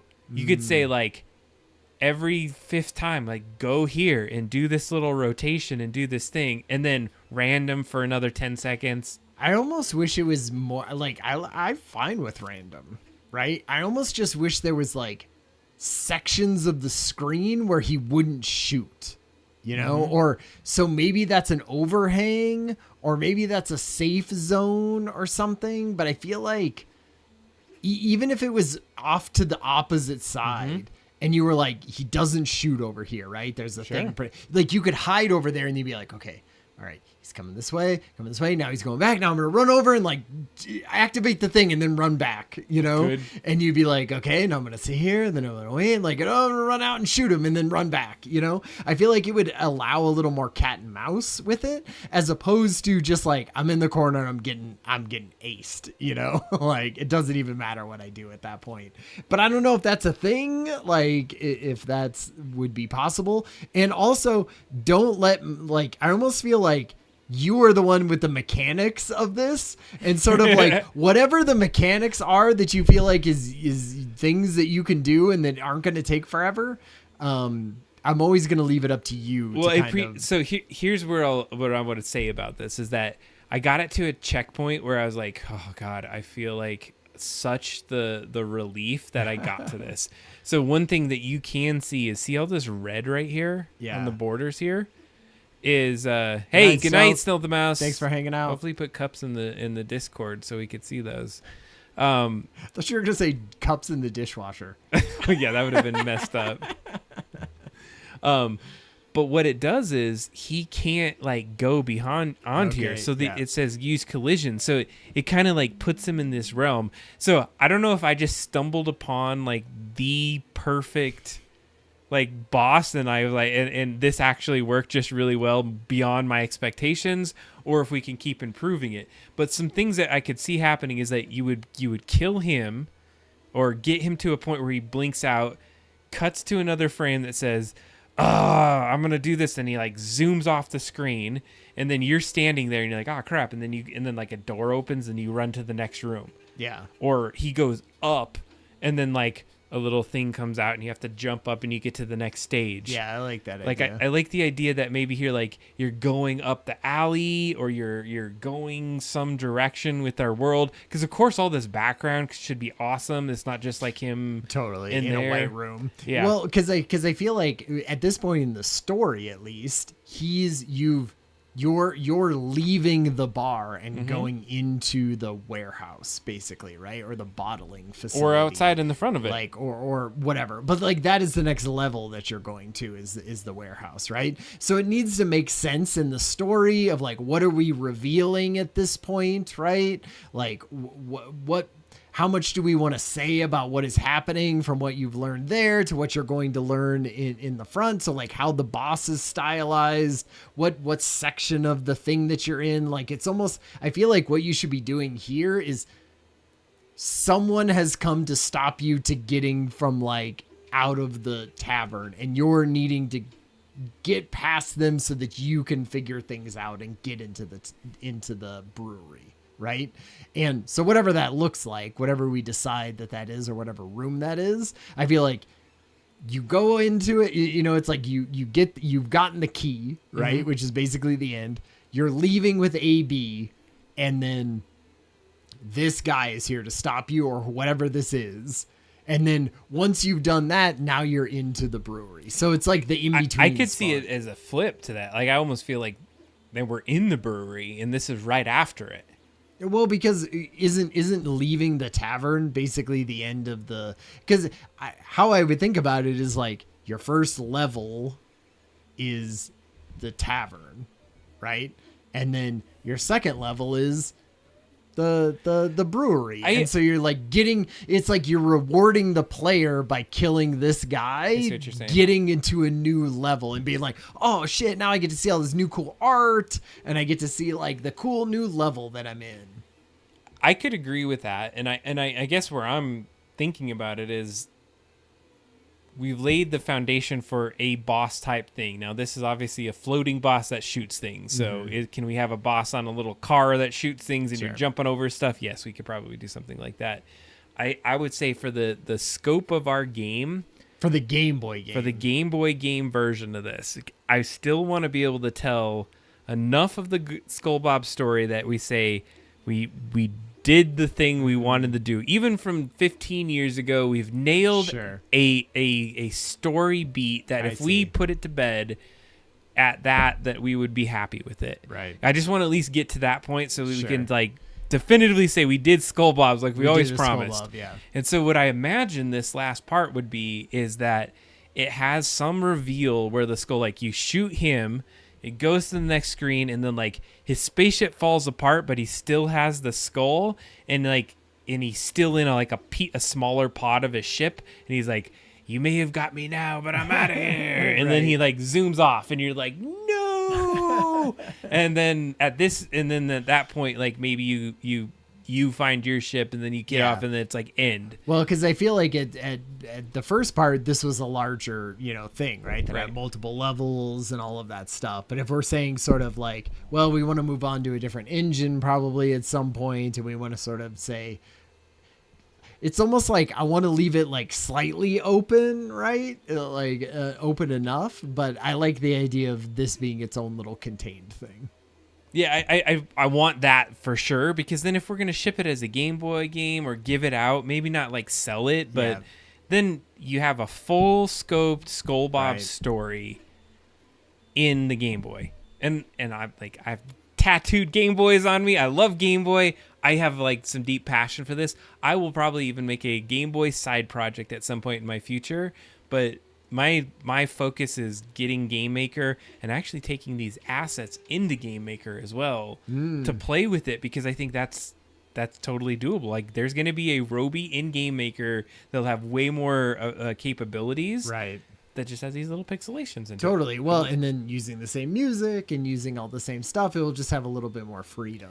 Well, and I think just as a starter to learn Game Maker, we will make a Game Maker version that doesn't play on Game Boy, using similar assets so that you and I can learn the game and figure out that part. And then if we get to a point where we're like, oh shit, this is great, let's now up our graphics to like not 8-bit, but to, whatever. 16-bit. 16, 64. Well, we'll get it up. And I shared some things in the Discord and things like that were like, hey, here's a cool style of game. I love that. Honestly, cool. I think if there was one time that I was in like 100% agreement, we should look at that.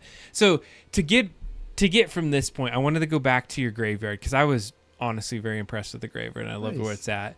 I think we had some great developments. I think we had some great progress this week. It was amazing. It was hell yeah. So as far as the boss is concerned, next steps is we can think of the story, how this comes in. If he wants to go through like 3 stages of being a boss, I am totally like cool.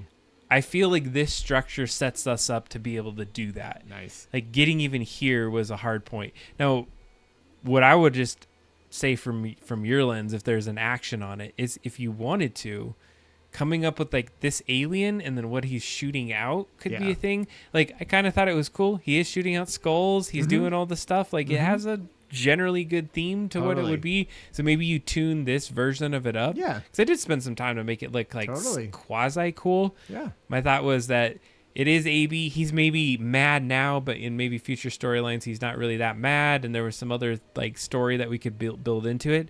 But the big thing is like, what is this? Like, what would we possibly be doing that makes this happen? Right. Hey, this is the development stream. There's going to be spoilers. And guess what? You can contribute to this. This is the cool part. I've already decided that if we do, well, we are going to have a credit stream. Like, anybody that's contributed, Mike Azul, you're in the credits. Totally, you are in the credits already, exactly. Boy. Anybody who's talked about it or given suggestions in the chat. I think who gets credit for the jukebox is Becky. Yeah, that's right. Higley. Hey Higley. They said put a jukebox in the game. They got it in the game. So we're gonna make sure that we the people that have been here with us, are gonna be part of it. But let's go back. So as far as this, my original thought was you just got out of the brewery and that you had some like conveyor belt thing that, oh, you got to go pull the lever and then you come over here and then a beer can shoots up or something that's like that. I don't know. That was my original thought of it. Yeah. I feel like it needs to be something in context, right? Nice. Yeah, we need you to like be doing a little bebop. Yeah, or just like like when the title comes up or something. Is it? All right, so your graveyard scene, I think, is we talked a little bit about this. So I guess if you move these up, you essentially have to have a perfect line that separates these, and because it won't let me when I click on this. If I go to 3 layers, like it won't let me touch a 3rd layer.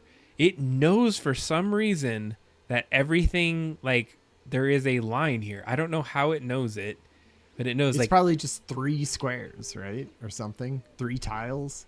Yeah, but I can't, even if I was going to mess with it and try to make this do what we're trying to accomplish, it won't let me do it, if that makes sense. Let's see here. Like, you can change this level of line to down here, right? I see what you're saying. Let's go to we need to know I need to know that okay, so let's just see what that looks like, actually. Because it's gonna look silly now because it's gonna cut those. Oh wait, okay, so that's 1/4, 1/2, and 1, because you always want the most foreground to be 1. Okay. I've been playing with some of the speeds, and it's not as like you can't tune it in maybe like you think it might be if you're like, dude, I need you to go slow pan on this and then this one to be this. It's that there are some constraints with how it comes together. Okay. I think I figured out exactly what you're saying. Yeah, you're right. That's great. I'm glad we figured this out. I'm excited to see this.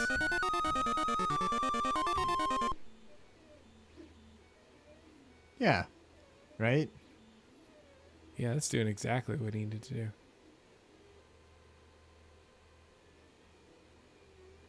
Yeah, nice. That'll be cool. And I'll just make the whole behind them completely dark green, right? And then the shadow that's sort of doing the shadow. What's up with go? You know, he's just moving the scene along, Michael. But then, you know, those like the shadows that go off there, I'll just have it go off of that, 3 tile high after that. Yeah, no, I think that makes sense. No, if you didn't catch, Ghosty was usually a blank actor. It's what actually makes the pan happen. But for development purposes, it helps us know where we're at as he goes in. So, but yeah, I think what you're saying is like there would be a solid line that essentially goes solid green. So like this part down here, right, can't be light there. That has to be solid green. That medium distance grave needs to be moved up. Both of those, right? And then I feel like after that,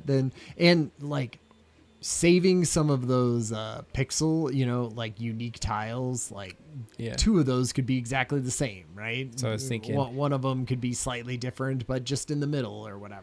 Like these ones right here, like this one and this one look so similar. You just need to like, but it's almost like they're just slightly different, right? At this point, and they just need to be exactly the same. Yeah. I think that would be good. Because then the other thing that I think takes the most pixels up is the people. Yeah. Those are the pretty unique things. So, but that's like the money shot of the scene. Right. That's the money shot. Yeah. But you know where you could save pixels actually, as I think about it, is that if you build this grave to just be a hole, I think this needs to be an actor. Yeah. The grave itself. Right. Because then separate Roby and the grave, and I don't know. Okay. Let's go with the spirit of Skull Bobs at this point. Let's just like take ourselves back to episode 0. The avalanche happens, and what does Robert Decker do? He does like the shrug, right? Like what's that moment in this scene? I was trying to think about it. Like Roby goes there and he like puts something on there. Does he like shrug, or does like the grave? He like gingerly puts a flower down and then like it slams shut weird and just like falls into there. Or like what is the little like well, you need to know like what is the tone of this scene, right? Like what are we trying to be funny in it? Are we trying to be like serious in it? Like I don't know yet, right? I think it's serious, but you always have to have like one part that's like, oh, that was kind of funny, but not so much that it's like ruining the scene, the whole thing. Like I could see him, like I like the idea of him taking the drink out of like the flask, right? That's great, doing, and then like him like setting it on the grave and then it like lowering down or something, or 100%, it lowering down slightly and then him putting it on the grave and then it's falling after that, it's or like falling I don't know. Yeah. So all of that animation would have to be on the actor. Yeah. And so we can animate that a lot easier. And so that's where I wanted to dissect it with you and figure out there's a way to do it. And like the cross or something, is that where we put a skull on it or something like that? I had a skull on the cross for a little bit, and then I was like, I like it better on the gray, on the coffin more, because then it's like more with him. You're like, right, him and the skull are like intertwined all the time. Like he would have it on his grave, and then at first I didn't have the bottles all around it. And I was like, is that going to make it look like junky? Like people were just throwing garbage onto there.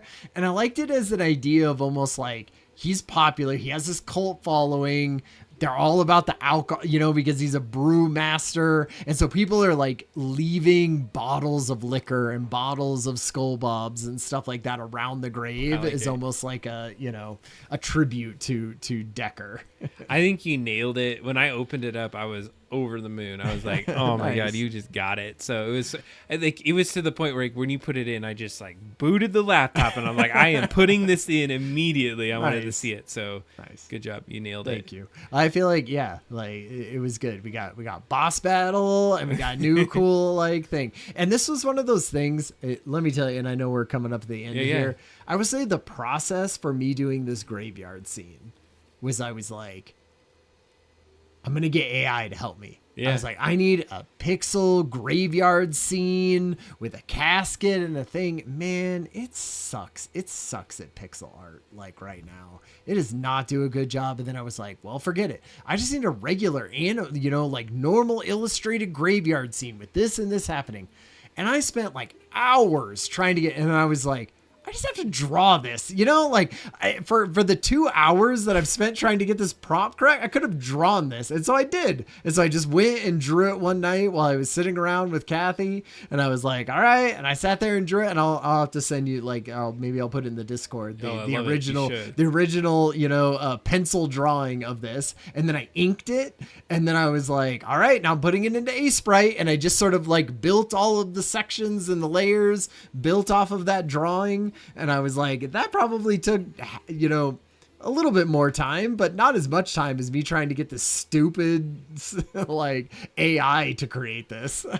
How many bottles of water did you drink? I love it. Are you AI? Yeah, fueled? I have 5 liters of bottles every time. Oh man. All right. Well, nice. What I think you should consider as we start to build this game is how do we build out cool pan shots like that, even at any other in betweens? Like, how many more of these do we need? Right. Yeah. What I did want to mention is one thing. This is a good moment to remind you of this. It's not Adam. This is not an Adam OCD portion of it, but I know we have just one more minute. Is that when you create these, they have to be in multiples of 8. And so when this scene was here, it was like missing 8 pixels on the side. And so when I tried to load it, they're like, "No, this is not the right size. What? You can't do that." I thought I had it because it was 450, and I think I had to do like 458, or I can't remember what it was. So that was the only thing that I was going to mention that I had to change is on the size. Yeah, 456.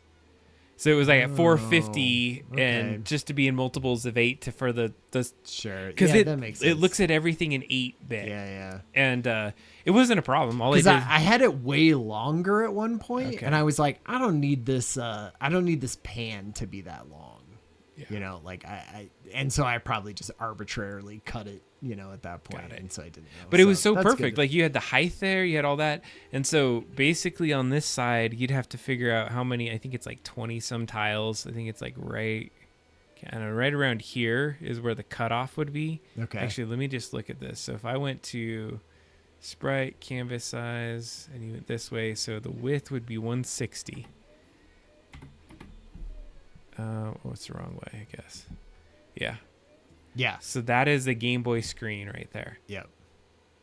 Now, obviously, I don't want to trim it, but you can see, like, if you wanted to have him, like, here. As part of it, like, maybe slightly more in the background or something. I like them being on opposite sides. Like, I like the idea of Roby and D are on one side, and then it's, like, Decker and AB are sort of on the other side. And I was like, it's like subtle, like this is the side that we're on, and this is the freaking crazy side that's happening over here with all of this stuff.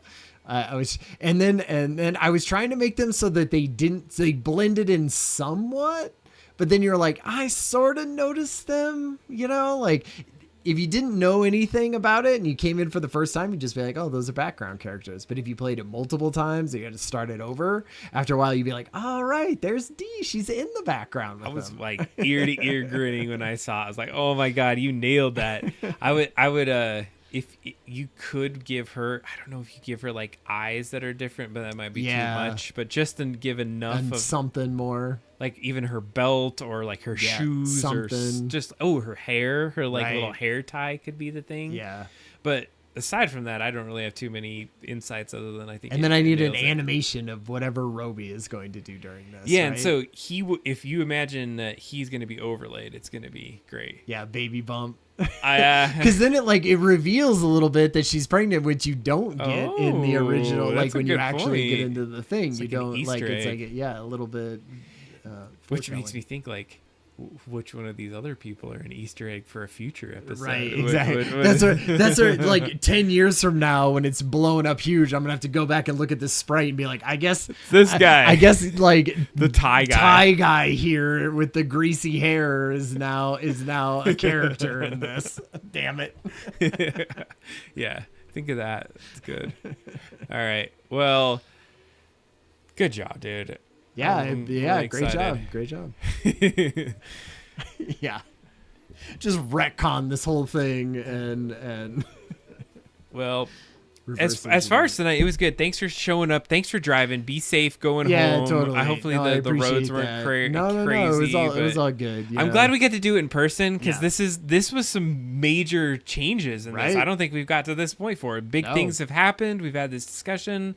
I think. What do you feel about the game? If we take it's 11 o'clock. Are we on the right track? Do you feel like invigorated that we got? Totally. I feel like if we're doing it, if we're being like the only thing is the tavern and the end guy. I feel like the storyline needs to change a little bit in there, which is fine because we haven't written the majority of that. Like it's sort of placeholdery. Yeah. So I feel like we just think about the bar, and the last guy is sort of a more encompassed story of Skullbobs, and we just write it like that.